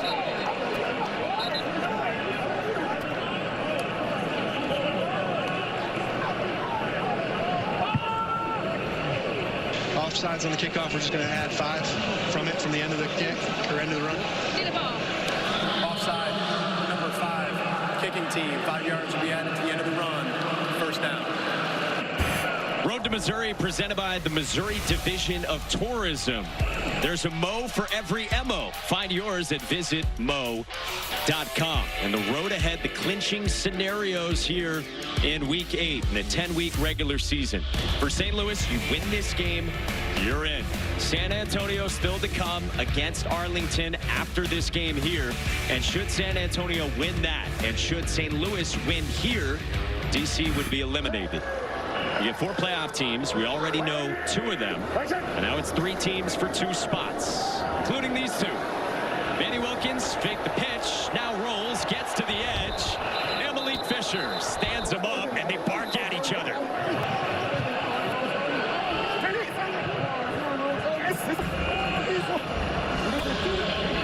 I love the trash talk between the 2 teams. Malik Fisher had a 3-sack game against his team last time they played. Manny Wilkins feeling himself.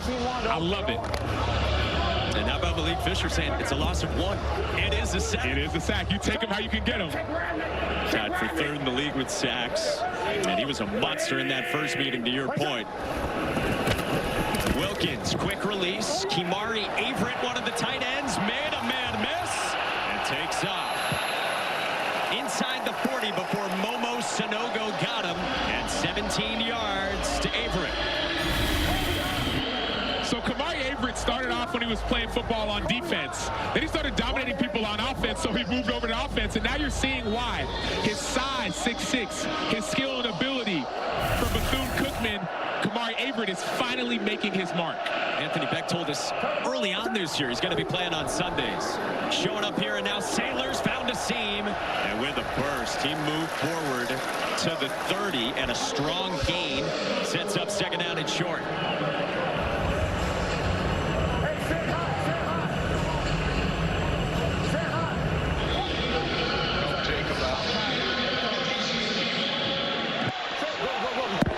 Bruce Gradkowski, one of the bright minds in coaching offensively in all of football. 9 years as a quarterback himself in the NFL. Manny Wilkins Wilkins' first start in 6 years. Former Sun Devil of Arizona State rolls out, and Wilkins takes off with a cut upfield. Manny Wilkins makes a man miss and drops down just outside the 10 with 18 yards with the leg. So I understand pass rush games, but you don't want to do an inside move if T.J. Barnes, who's about 360 plus, is trying to be the one to cover. The reason why is that he cannot run sideline to sideline with Manny Wilkins. So Manny Wilkins outrushes the edge defender and cuts it upfield. Wilkins to the edge again, and Derek Roberson couldn't get him. Wilkins takes off, and he gets pushed out of bounds inside the 10. All right, back to that for a moment, Sam. Pass rush games are what? Pass rush games are where you're not just doing a one-on-one. It's either 2, 3, or potentially all 4 guys working together. So it could be what's called a text game, which means the tackle goes first and tries to pick, if you will, pick the inside hip of the offensive tackle, and the defensive end loops around. It could be an inside game. Some people call it a tom. The 2 defensive tackles, one goes and picks the center and tries to loop around. And so that's what, whenever you hear games, or jet games, that's what it means. Second down, Wayne Gallman bouncing off tacklers with a push. Touchdown! St. Louis answers and grabs the lead.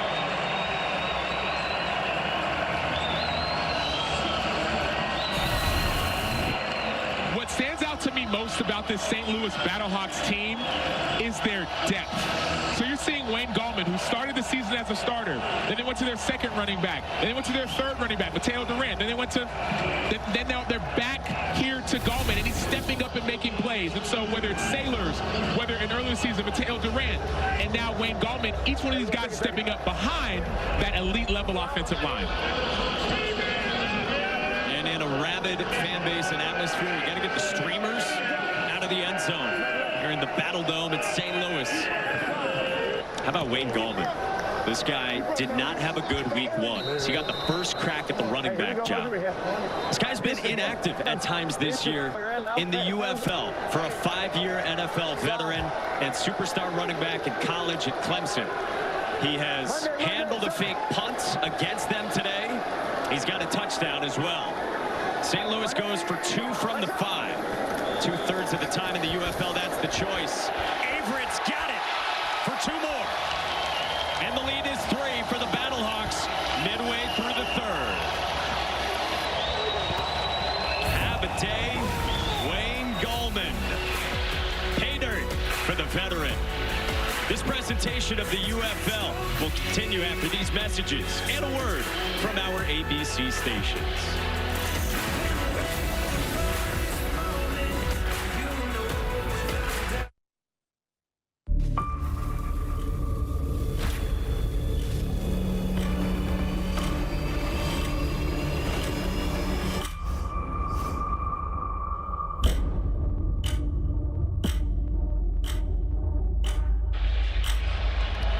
In St. Louis, where the Battlehawks have the lead, and let's go down to the field in Stormy.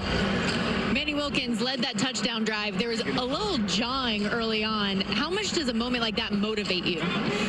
Man, it's really good. We came out, started fast out of the half. They went down, they got some points, but, you know, we just want to keep scoring every single drive and give ourselves a chance. Coach Beck said, keep playing like you, get comfortable, keep showing what you can do. How comfortable have you felt from the first half now, easing into the second? I mean, I went into this game super comfortable. My teammates have done nothing but been supportive. They've been telling me that they got my back. They're with me throughout this ride, and I feel really good out there. It's been good. Thanks, Manny. Thank you. Guys, great stuff. Bruce Gradkowski told us that Manny Wilkins has been waiting for this opportunity for a couple of years. Anthony Beck said to us, he's been with our team for 2 years, and there's always talk of, I'm ready, I'm ready, I'm ready. And now you got to show it. Manny Wilkins has. St. Louis leads. Chris Rowland up the middle of the field past the 30 to set up DC down 3. Coming up next, Game 7 between the Pacers and Knicks. Boston is waiting. This Game 7 at 3:30 Eastern right here on ABC. And the Countdown crew will tip off coverage at 3.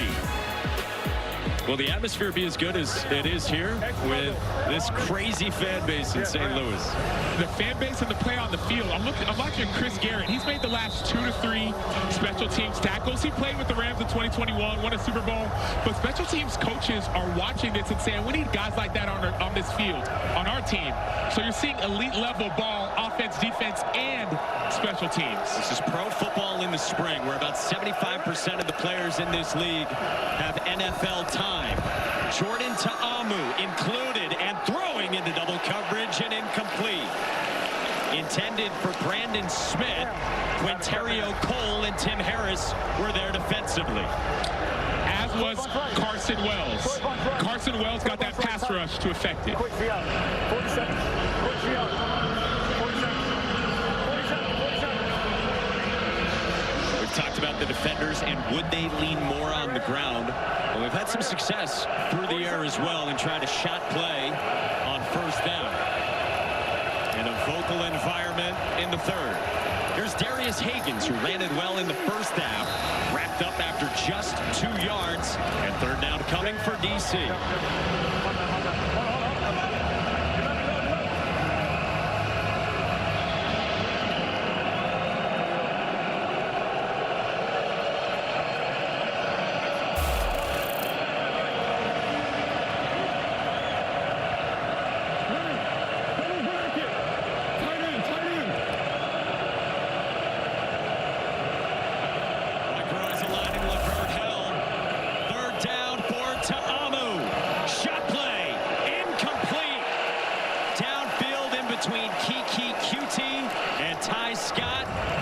Incomplete and fourth down.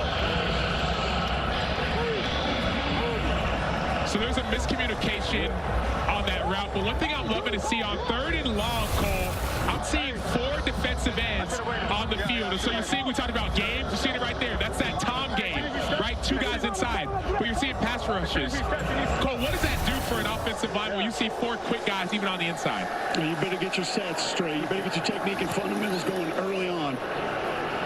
DC's first punt of the day is fielded dangerously by Darius Shepard, who got immediately met by Vincent Smith. Yeah, Darius Shepard was all XFL, the special teams player of the year in the XFL last season. But he's been relatively contained so far, whether it's been on the punt game, obviously the first punt, really the kick return game. The field position hasn't been as big of a swing as we thought it would have been historically. We're in week 8 of a 10-week regular season. As Manny Wilkins delivers the play to his huddle. St. Louis gets into the playoffs with a win. DC would be eliminated with a loss and a San Antonio win later today against Arlington. Massive implications. Battlehawks have scored on 3 straight possessions, and they start this one with Manny Wilkins. Thought about going downfield, and instead he takes off toward the sideline, and Wilkins gets crunched after a couple of yards. Deontay Anderson the stop.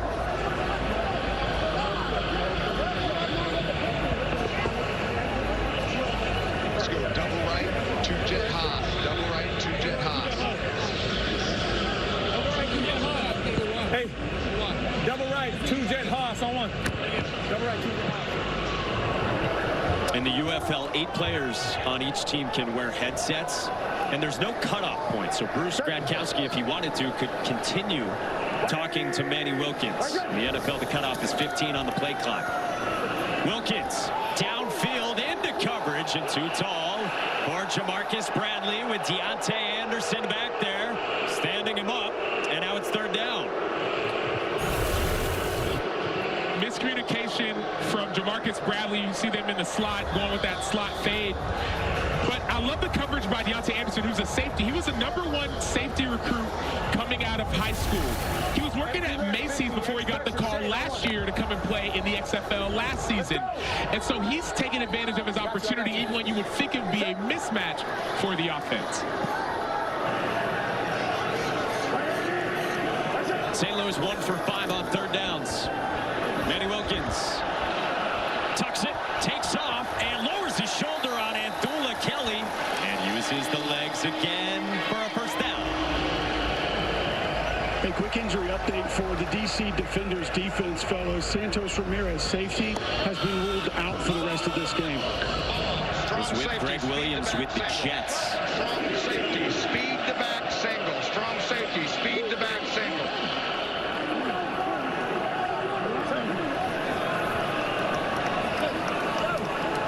For 82 on the ground for Manny Wilkins. Wayne Gallman made a man miss, and Wayne Gallman with some wiggle. Out past the 45, tripped up by Monte Nicholson, and St. Louis on the move with 8 more yards. You heard Greg Williams say strong safety, speed the back. So what that meant is Deontay Anderson, you're going to come up, you're going to essentially rush the back. The issue with that is that if you miss the tackle or if they run up inside, anyone misses, that's one less guy deep, one less guy that's in his gap fit. So that's why you saw an 8-yard gain, because there was a blitz to the back and they ran away from the blitz. Former Clemson standout stays in beside Manny Wilkins. Coming up on 3 to go in the third. Gallman searching for space, and he spins forward with a first down. Into plus territory after 4 yards to the 49 for the Battlehawks. Again, this is a St. Louis team without its starting quarterback, A.J. McCarron, with an ankle injury that Anthony Beck told us he does think they might have him next week. Wilkins steering the ship, and on first down, Butler couldn't hang on, and he got buried by Monte Nicholson. There's a flag down back near the line of scrimmage. St. Louis holding. And a hold by number 84. Correct. Okay, 84 offense. Previous spot. Crystal, previous spot. Okay. Incomplete pass, yes. We're going to go back there, previous spot. Number 84. Holding number 84. Offense, 10-yard penalty. Still first down. Butler has earned his game check with every target he has gotten popped.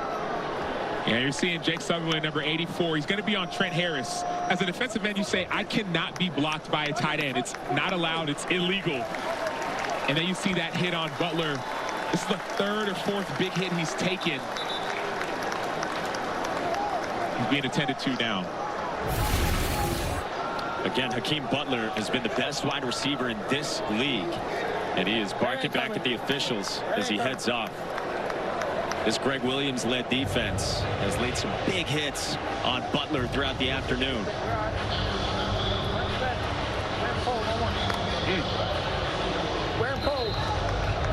Monday. A couple of former NFL guys in their time. So backs up St. Louis for 1st and 20 after just their 2nd penalty. Gallman stays in, and he gets the call and finds just 1 yard. Greg Williams at the controls for DC. What is it? They're running on 2 wide receivers. 10. All right, let's go. Joker! Joker! Joker, Joker, Joker, Joker, Joker. Okay? Yeah, it's 10. All right, 10. automatic front. Okay, automatic front. Okay, pay attention. Okay, 53 alert. 53 alert. Last week, Greg Williams was talking about bare fronts, and he said the Harry Douglas, our guy, he was going to put a bare foot up someone's rear end. Told us he had about 100 former players text him saying you haven't changed. This gets batted down on 2nd and long by guess who? Malik Fisher. And it's 3rd down for St. Louis. Hey, Mike, based on what you just said, I talked to Greg Williams going into the locker room at halftime, and he said, if I come out wearing a different color shoes, you and your broadcast crew know why. The man is unrelenting.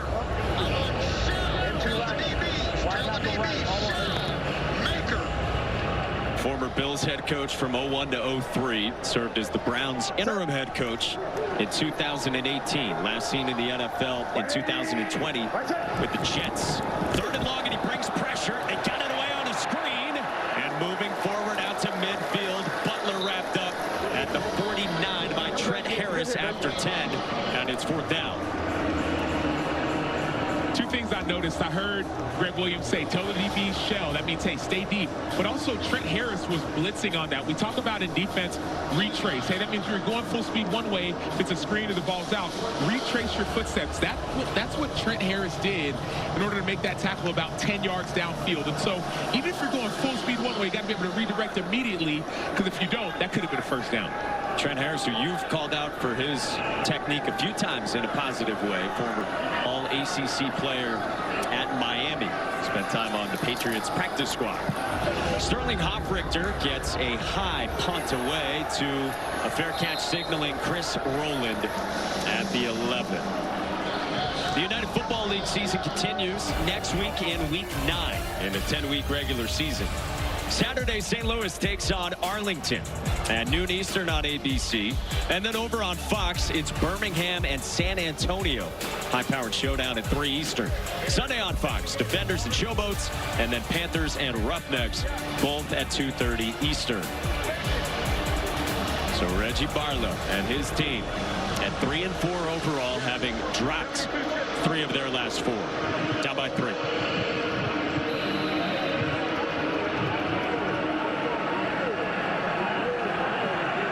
For Ty Scott is 45.5 receiving yards. He's had to step up without star wideout Kelvin Harmon. Worst starting field position for either side, and there's Scott again, tiptoeing the sideline. Cole. Coach Williams, looks like you went cover 0 on that last play, able to get your defense off the field. Yeah, the last one, and we played a deep shell behind it, and the guys named that one for me. I didn't name it. They named it Widowmaker, so it looked like we're doing a widow drop with another lineman, but all of a sudden now we brought cover 0, and they did a really good job. Now, they did a good job over there in St. Louis, too, on throwing that screen, and our D lineman came out of the pressure and did a great job coming inside out and getting them down for a 4th down. You have the same shoes on after halftime. That's good news. Yeah, you know what? And I told you if they were really dirty, I probably stuck them someplace that I didn't need to. And the player, if it was limping, that was the one I stuck it into. Thanks, Coach. All right, you bet. The man is fearless. Yeah. He knows his brand. By the way, the overhit for Ty Scott. 4th quarter on the way. Come on back to the Lou.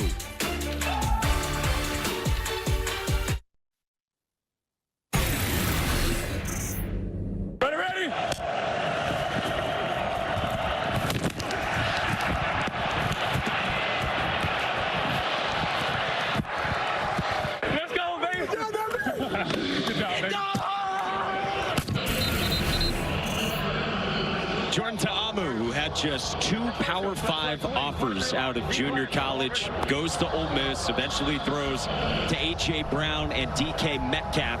Has had it going through the air a little bit more than this D.C. team did in a blowout loss in Week 5 against St. Louis. And he's the reigning XFL Offensive Player of the Year from last season, so he knows how to have success. It seems as if the offensive line has kind of found their groove, and he's finding more success this season. Throws the slant that's tipped and picked.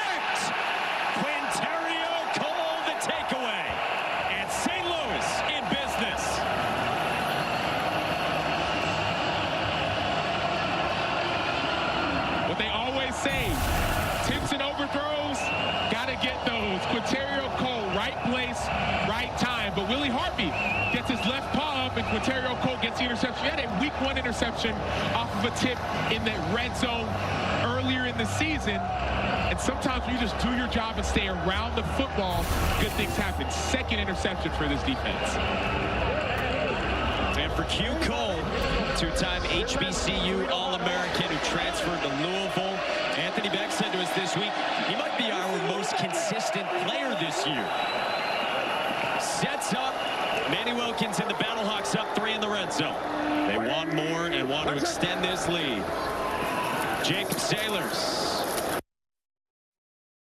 Bet there by Anthony Hines, the former Aggie at Texas A&M.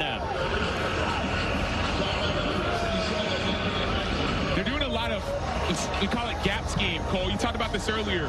Why is the gap scheme effective here against this defense? Well, I think number one, when you have a defense that penetrates, it gets upfield, you allow them to get upfield, and you just kick them out sometimes. Greg Williams, DC defensive coordinator, actually told me before the game, that was his biggest concern, Acho, because he didn't think they could push this defense off the football. So you want to try to utilize some of their movement against them. Sailors hobbled off, so Gallman spills out of the backfield. snatched it away from Anthula Kelly, and Sutherland takes it to the 10, 9 yards, bumped out by Hines at 3rd and short. All right in front, Jaws if you need it. Tight red Tokyo, tight red Tokyo, tight red Tokyo. If you need a Jaws, you need a Jaws. Make sure. Greg Williams goes international. Battlehawks up 17-14, and that is incomplete. Broken up on a pass intended for Stevie Mitchell. Isaiah Johnson might have got there early.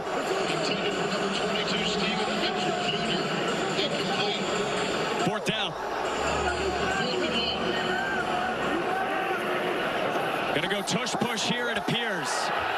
And did Hines jump?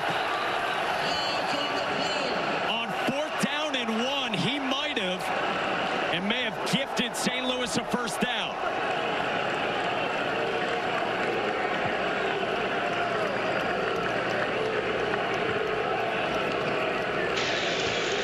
Encroachment number 57. Defense, 5-yard penalty results in the first down. Wow.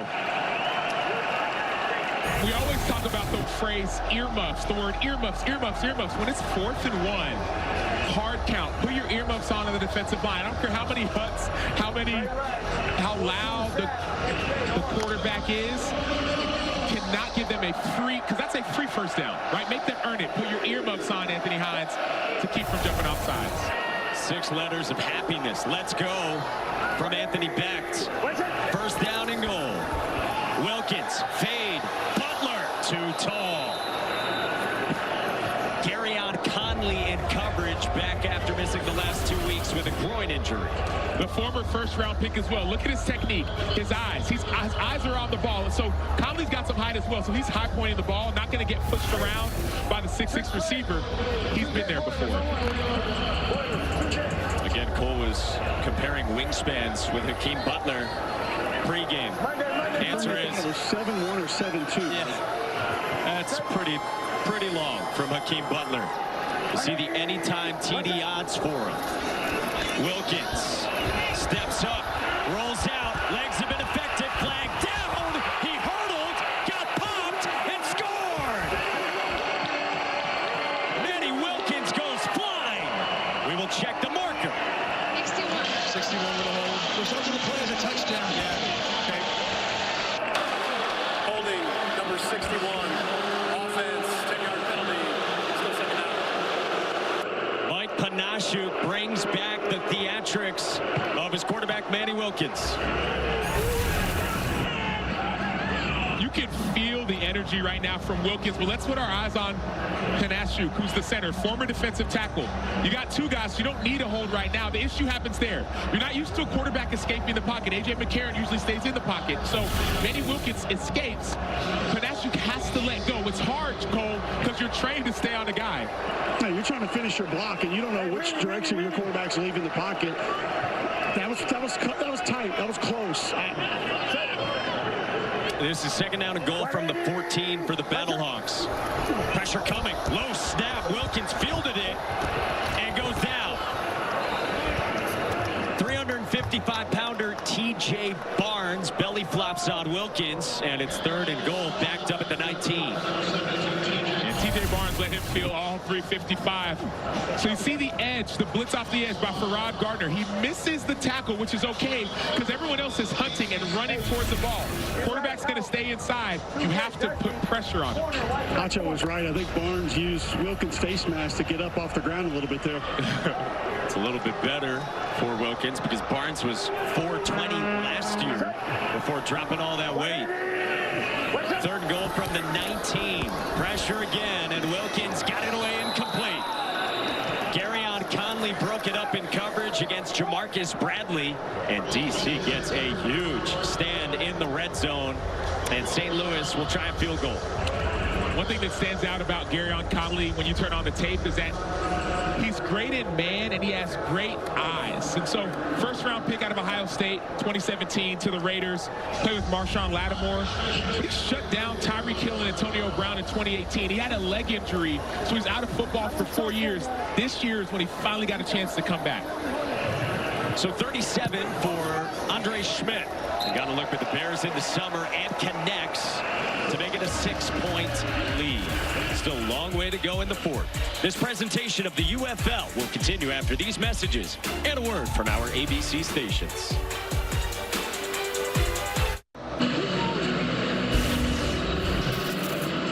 Back in St. Louis with Battlehawks head coach Anthony Becht. You get the field goal there. I know how badly you wanted the touchdown. The word of the week was response. How do you need your team to respond now? Yeah, well, our defense needs to respond now.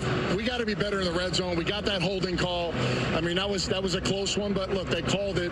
We got to be able to get ourselves and execute when we get down there in that tight area. We did get the field goal. We're up by 6. They still got to score a touchdown. Our defense is playing really well.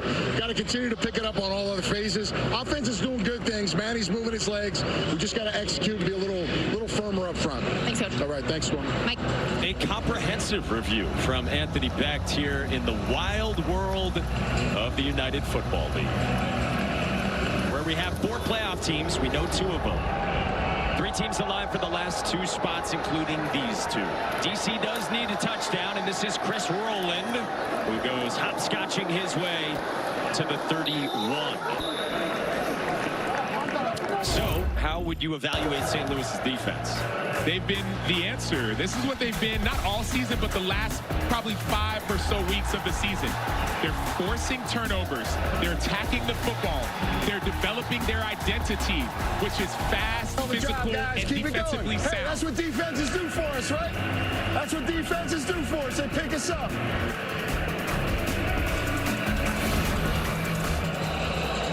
Offensive guy respecting his defense, led by Donnie Abraham. Total was 44. We're at 34. You see 11 points needed for the over. Jordan Ta'amu hands it off to the former D2 running back Darius Higgins, who got met by Drayvon Askew Henry after just 1. Higgins hobbles off.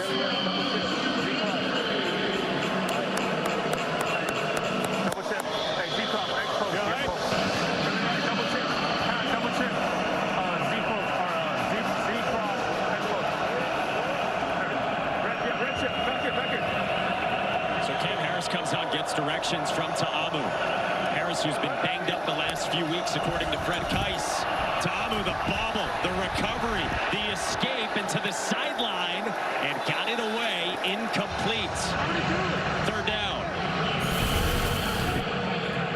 You heard that double chip. That's why you see number 18 staying and waiting to try and get a chip. But the chip only helps on outside rushes. That was a win on the inside by number 96, Kobe Smith, 6'2", 312 out of South Carolina. Undrafted free agent from the Tennessee Titans in 2020. Unless you're doubling on the inside, you cannot stop Kobe Smith if you're chipping on the outside. Where's DC going on a big 3rd down? Well, I felt like I heard chip again, and so you do that to give your quarterback time. I go back to Ty Scott. On the right side of the formation, Ta'amu goes left and finds Chris Rowland.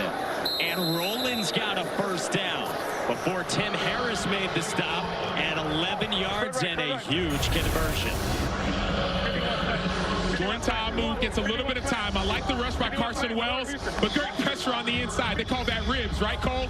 Getting that inside, and then the 12-yard reception by Rowland. Full slab Acho, and Cameron Harris helping with that chip on the outside as well, running back for DC. So it was indeed a chip. Ta'amu's been doing it through the air today.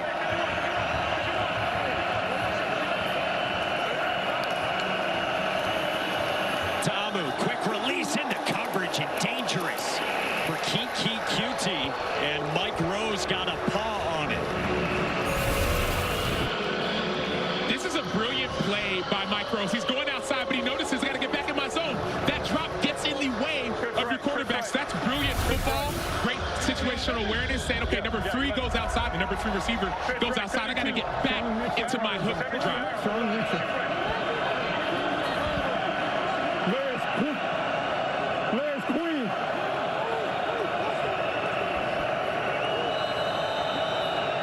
Play clock winding down on DC, who's got to burn a timeout. DC has called their first charge timeout of the second half. Timeout on the field. First one used by Reggie Barlow. Backs against the wall, getting late in this regular season.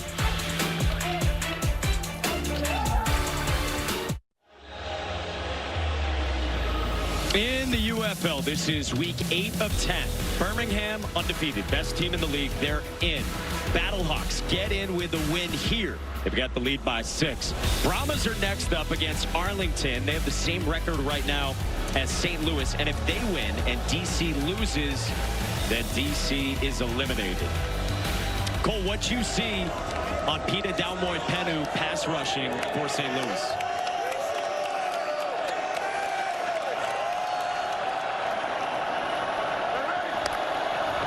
Second out for DC, pressure, quick release, and Roland got met immediately by Q Cole.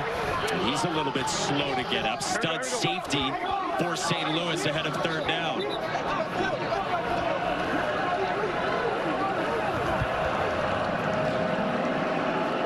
Could feel that the chippiness and the history of these two teams based off of last year and earlier this season.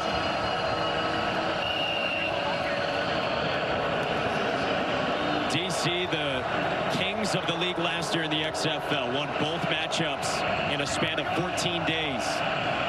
St. Louis won the first meeting this year, leads in the second. Ta'amu got it away to Kiki Cutie for a first down to the 45.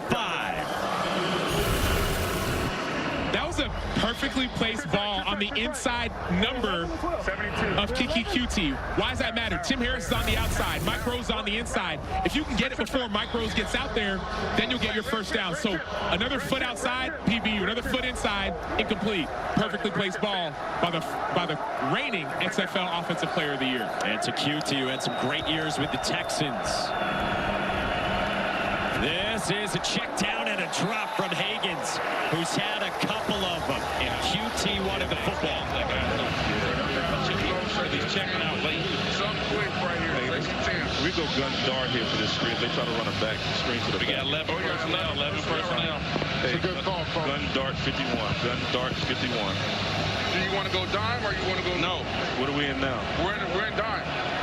So the safety got to come down. That's all I'm telling you. Yeah. Right. Safety to the back, right? Back and forth between Donnie Abraham and his captain of the defense, Mike Rose. And QT went over to Ta'amu, said, "You need a bailout.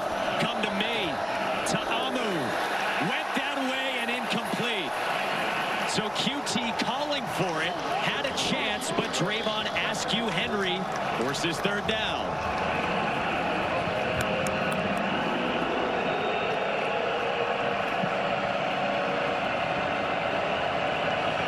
This scene at St. Louis.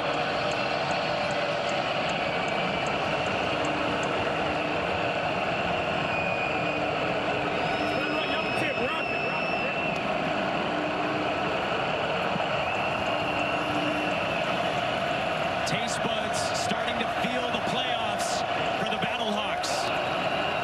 Third down, Jordan Ta'amu steps up, tucks it. Ta'amu searching and diving toward the 35, about a yard shy. It'll bring up fourth down and 1, coming up on 6 minutes to go. This is what makes him dangerous, using his legs. He did this back in college, and he's a little bit short, but get enough to put him in fourth and go for it. They give it to Darius Higgins up the middle with a first down, and spinning to the 20. Darius Higgins moves the chains. DC picks up 16, down by 6.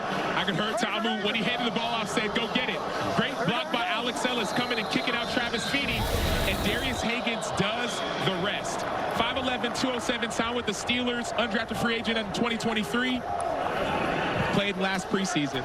Nacho, it didn't look like that Battlehawks front was set on that last play. Hurry up can do that to you. And now Quinterio Cole is down for St. Louis. Anthony Beck told us Cole has been everything as advertised. A guy they targeted high in the draft and has oozed consistency this season. We talked to their defensive coordinator, Donnie Abraham, and he said that the safeties are asked to do a lot in this defense. They're asked to disguise, they're asked to cover, they're asked to cover receivers. And now we've seen them not only make big-time tackles, but have big-time interceptions. And so, depending on how long he's out for, it could be a big-time loss because of how much pressure is put on safeties to communicate in the back end.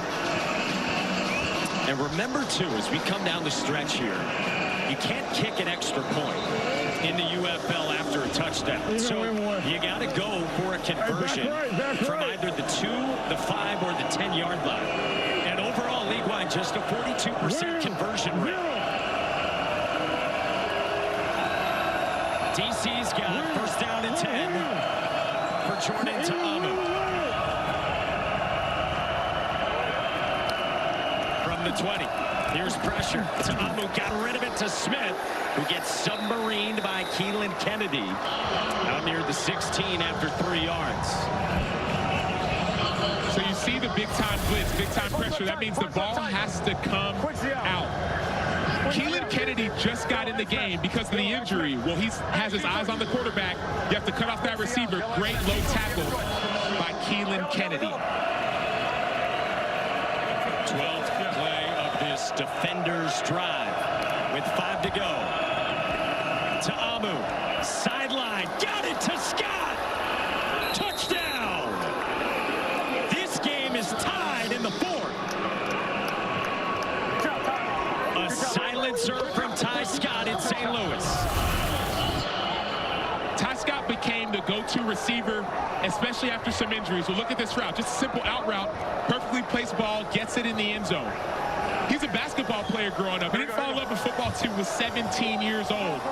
They call him Dolo. He used to always be by himself. He has 3 sisters. Well, Dolo's making big-time plays.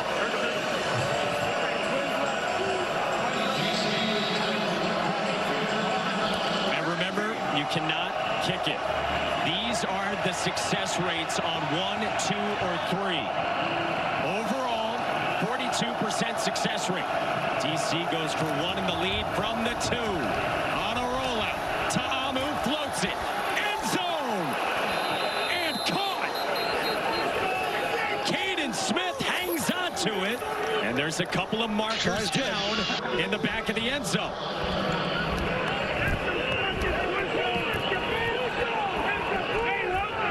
How about Caden Smith walking the tightrope, falling down, You bridge that on and a making DPI, the it's 15-yard catch? penalty. No, so we're declining. So what number? 29, and an extra, or the try's good. Pass interference, defense number 29. That penalty's declined. Extra point is good. Wow. DC's got the lead. Caden Smith, the 6'5", 249-pound tight end out of Stanford, drafted in the 6th round in 2019, a finalist for the Mackey Award in 2018. Look at his eyes and his hands and his concentration to get both feet down despite the defensive pass interference. On a day without DC's top wideout, Kelvin Harmon. The run game stepped up early, and now the tight ends have delivered some huge plays in the end zone for the defenders. Alex Ellis, Caden Smith, Ty Scott, Chris Rowland. Yep. Everyone's getting their hand involved in this offense, and now DC, who hasn't had the season they would have hoped so far, has a lead on the 5-2 Battlehawks.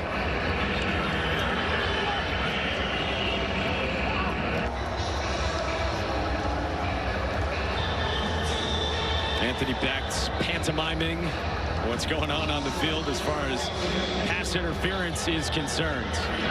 Inside of 5 to go in the 4th. In week 8 in the UFL. Ty Scott hit on that anytime touchdown that was plus 275. Hope you took that. Pre-game. Paxton Brooks gets it away to Darius Shepard. Short kick to the 13 for the great return man out of North Dakota State. Found the lane. Got to the edge. Shepard with the stop and go to the 45. Cole. We got Jordan Ta'amu, defender's quarterback. Physical game out there. How are you holding up first and foremost?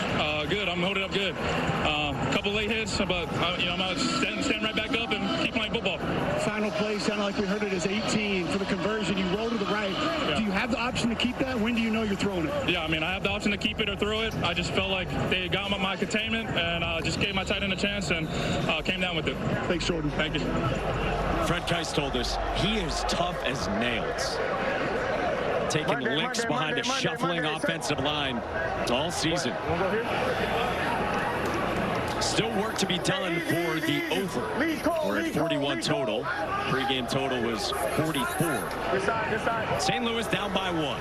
Manny Wilkins has been a quarterback all game, with A.J. McCarron out with an ankle injury. And Wayne Gallman on the ground takes it out to the 49 with 4 yards before an Anthony Hines stop. Two things that stand out. Go ahead.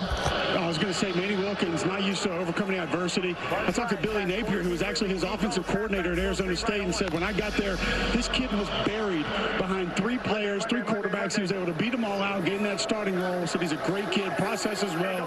Big fan of Manny Wilkins, Billy Napier is. Described to us as a cool cat. He's looked that way today. Fake the reverse, set up the screen, and Wayne Gallman's got it. He's got a lane. Gallman a cut inside the 15.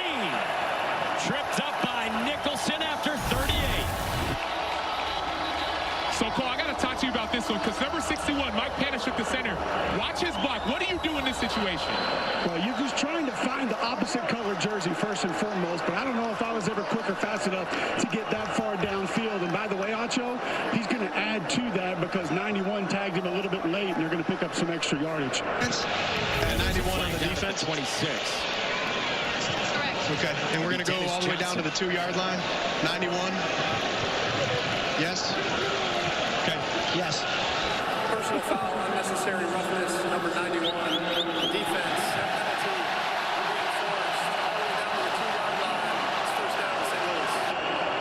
In the UFL, full yardage gets enforced up until the 2-yard line. So this is enforced very differently in this league, and St. Louis is on the doorstep of 6. Costly penalties for DC. They jumped on a 4th down, and then that after the big gainer to Gallman. And despite it all, through it all, Manny Wilkins has been just as advertised. Calm, cool, collected. He was so hungry for this chance. First and goal, Gallman spins out of a tackle and takes it down toward the 2, maybe a loss of a yard. Monte Nicholson involved for the defender. Thinking about the clock as well. Inside of 3.5 to go. If St. Louis punches this in any way, obviously takes the lead. And DC, what would they have left over? Exactly. The clock continues to run, and Anthony Becht always talked about, man, I focus on the details. I focus on the little things. And so you want to try and get some of this clock down so you don't give DC really any time to get the ball and go. We don't have any O to L. I can't. Dean Blandino might have been trying to stop things. Instead, it's Gallman up the middle. Stood up and marked shy. Inside the 1. Gallman is stopped. Now, Dean Blandino does have the ability to stop things inside of 5 minutes to go for anything that drastically alters. Can you hear me? Okay. Anything down the stretch. No, we're good now. I can read it. We lost communication. The face mask. Tell the center not to score. I was trying to get Mike's attention, but they couldn't hear me. Mike is head referee Mike Vanderveld. He said, tell the center not to score. 3rd down and goal. Coming up on 2 to go. And the 2-minute warning. Wilkins, a give to Gallman. Touchdown. St. Louis leads.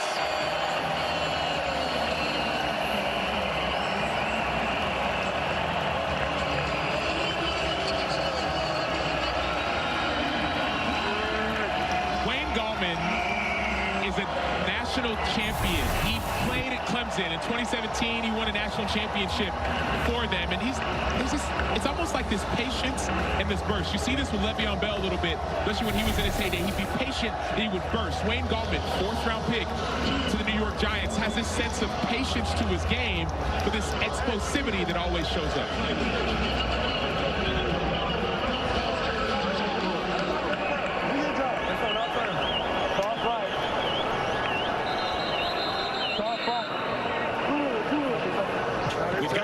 challenge flag on the field from Reggie Barlow. You see that red dot there, the hash mark beneath the timeouts. The super challenge can challenge pretty much anything.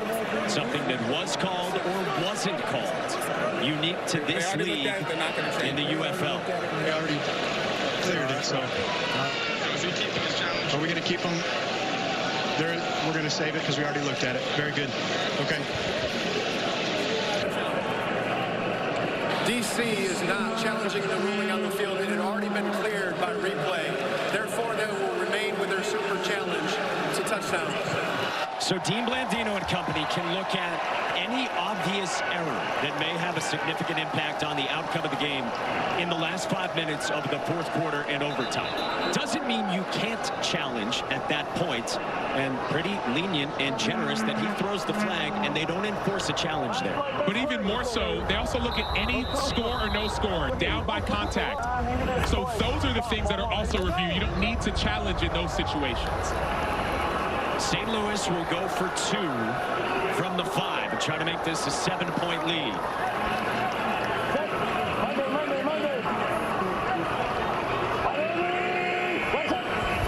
There's Manny Wilkins. Pressure. Takes off. Wilkins upfield, and he is short. Met by Anthony Hines to keep this a 5-point game. And a touchdown would give DC the lead after Wayne Gallman plunges in. This presentation of the UFL will continue after these messages and a word from our ABC stations.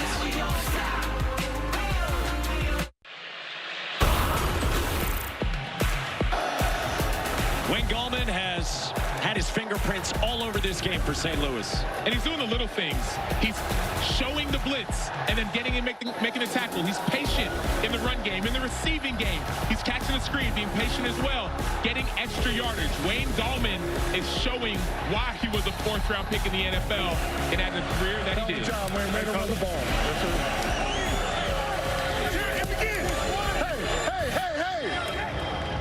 And after all of that, you play special teams as well. And how about this? You got to go back 4 years to week 10 in the NFL in 2020 for his last multi-touchdown game. And so he's done that today.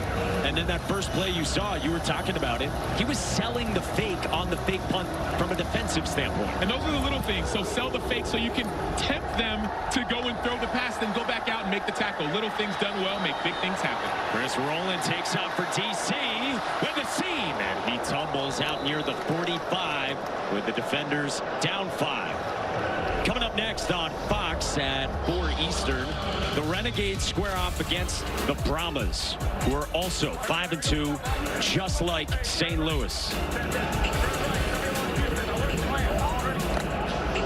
So a season hangs in the balance for Jordan Ta'amu and DC. And the defense, this defense may be the reason this team goes to a championship. This is a championship moment if they want to be a championship team. For Donnie Abraham, St. Louis D against the defenders. From the 44, across the middle, and it's Brandon Smith with a first down and more. Tripped up inside the 40 to the 38 and plus territory. One of the things that you remember in a situation like this, we talk about situational football.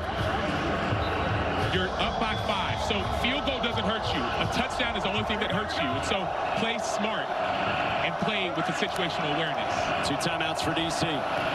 Ta'amu, sideline back shoulder for Scott and incomplete. Chris Payton-Jones in coverage. Clock stops with 1:35 to go. Now, because of the extra points being what they are in the UFL, you get all different margins. We haven't had an overtime game in the league through 8 weeks. Let's go spread left Sonic, 50 high.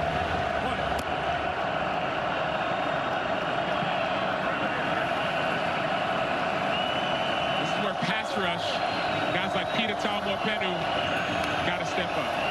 He's on the right side. They swing it out opposite him to Higgins. Met immediately by Willie Harvey. 3rd down.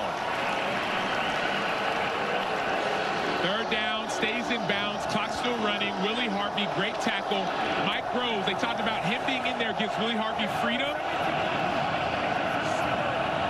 So even when you don't necessarily feel him making a tackle, Rose's presence is felt on the field. A lot of time has come off the clock for Reggie Barlow. Pressure comes. Ta'amu goes down. Willie Harvey again. Ta'amu is still down for DC. Clock continues to roll.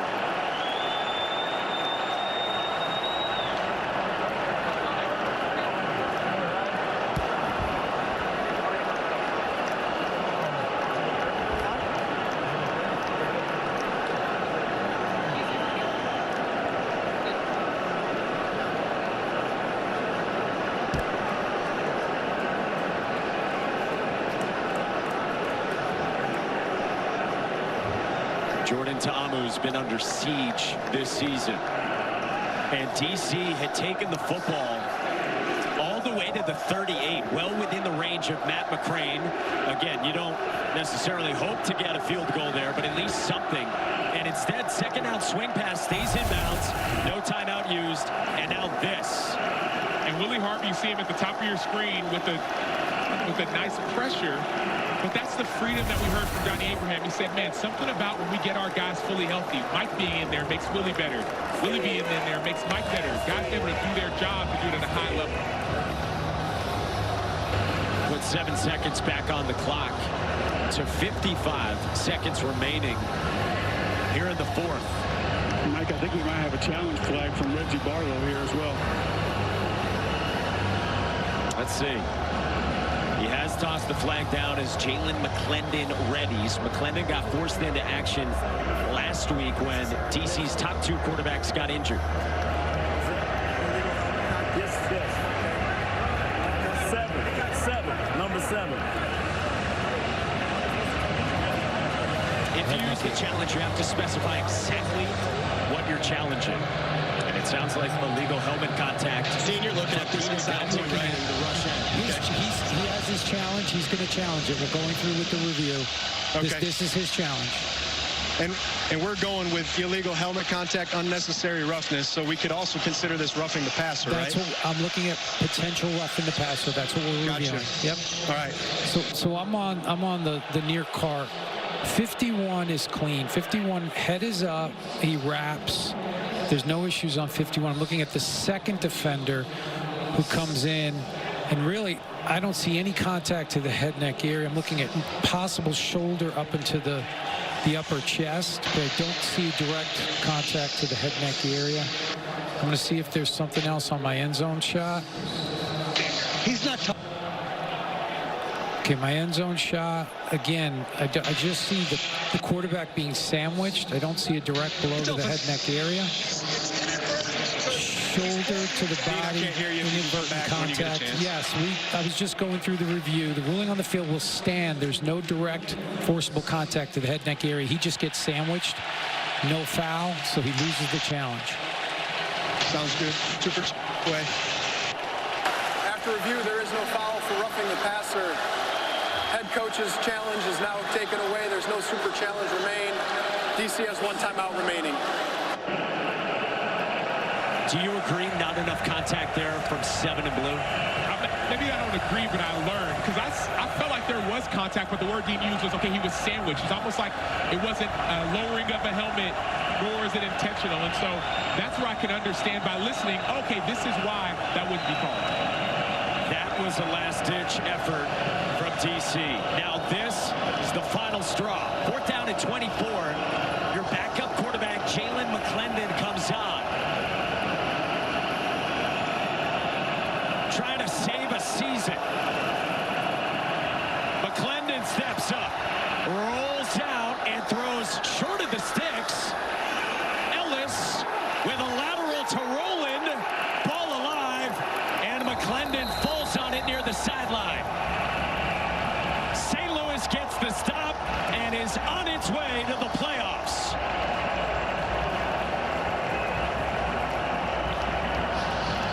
We were talking to Donnie Abraham earlier in the week, And we asked him if he feels more pressure because of all the guys out. A.J. McCarron and Ja'Cory Pearson and Marcel Aitman. He said, man, I'm old school.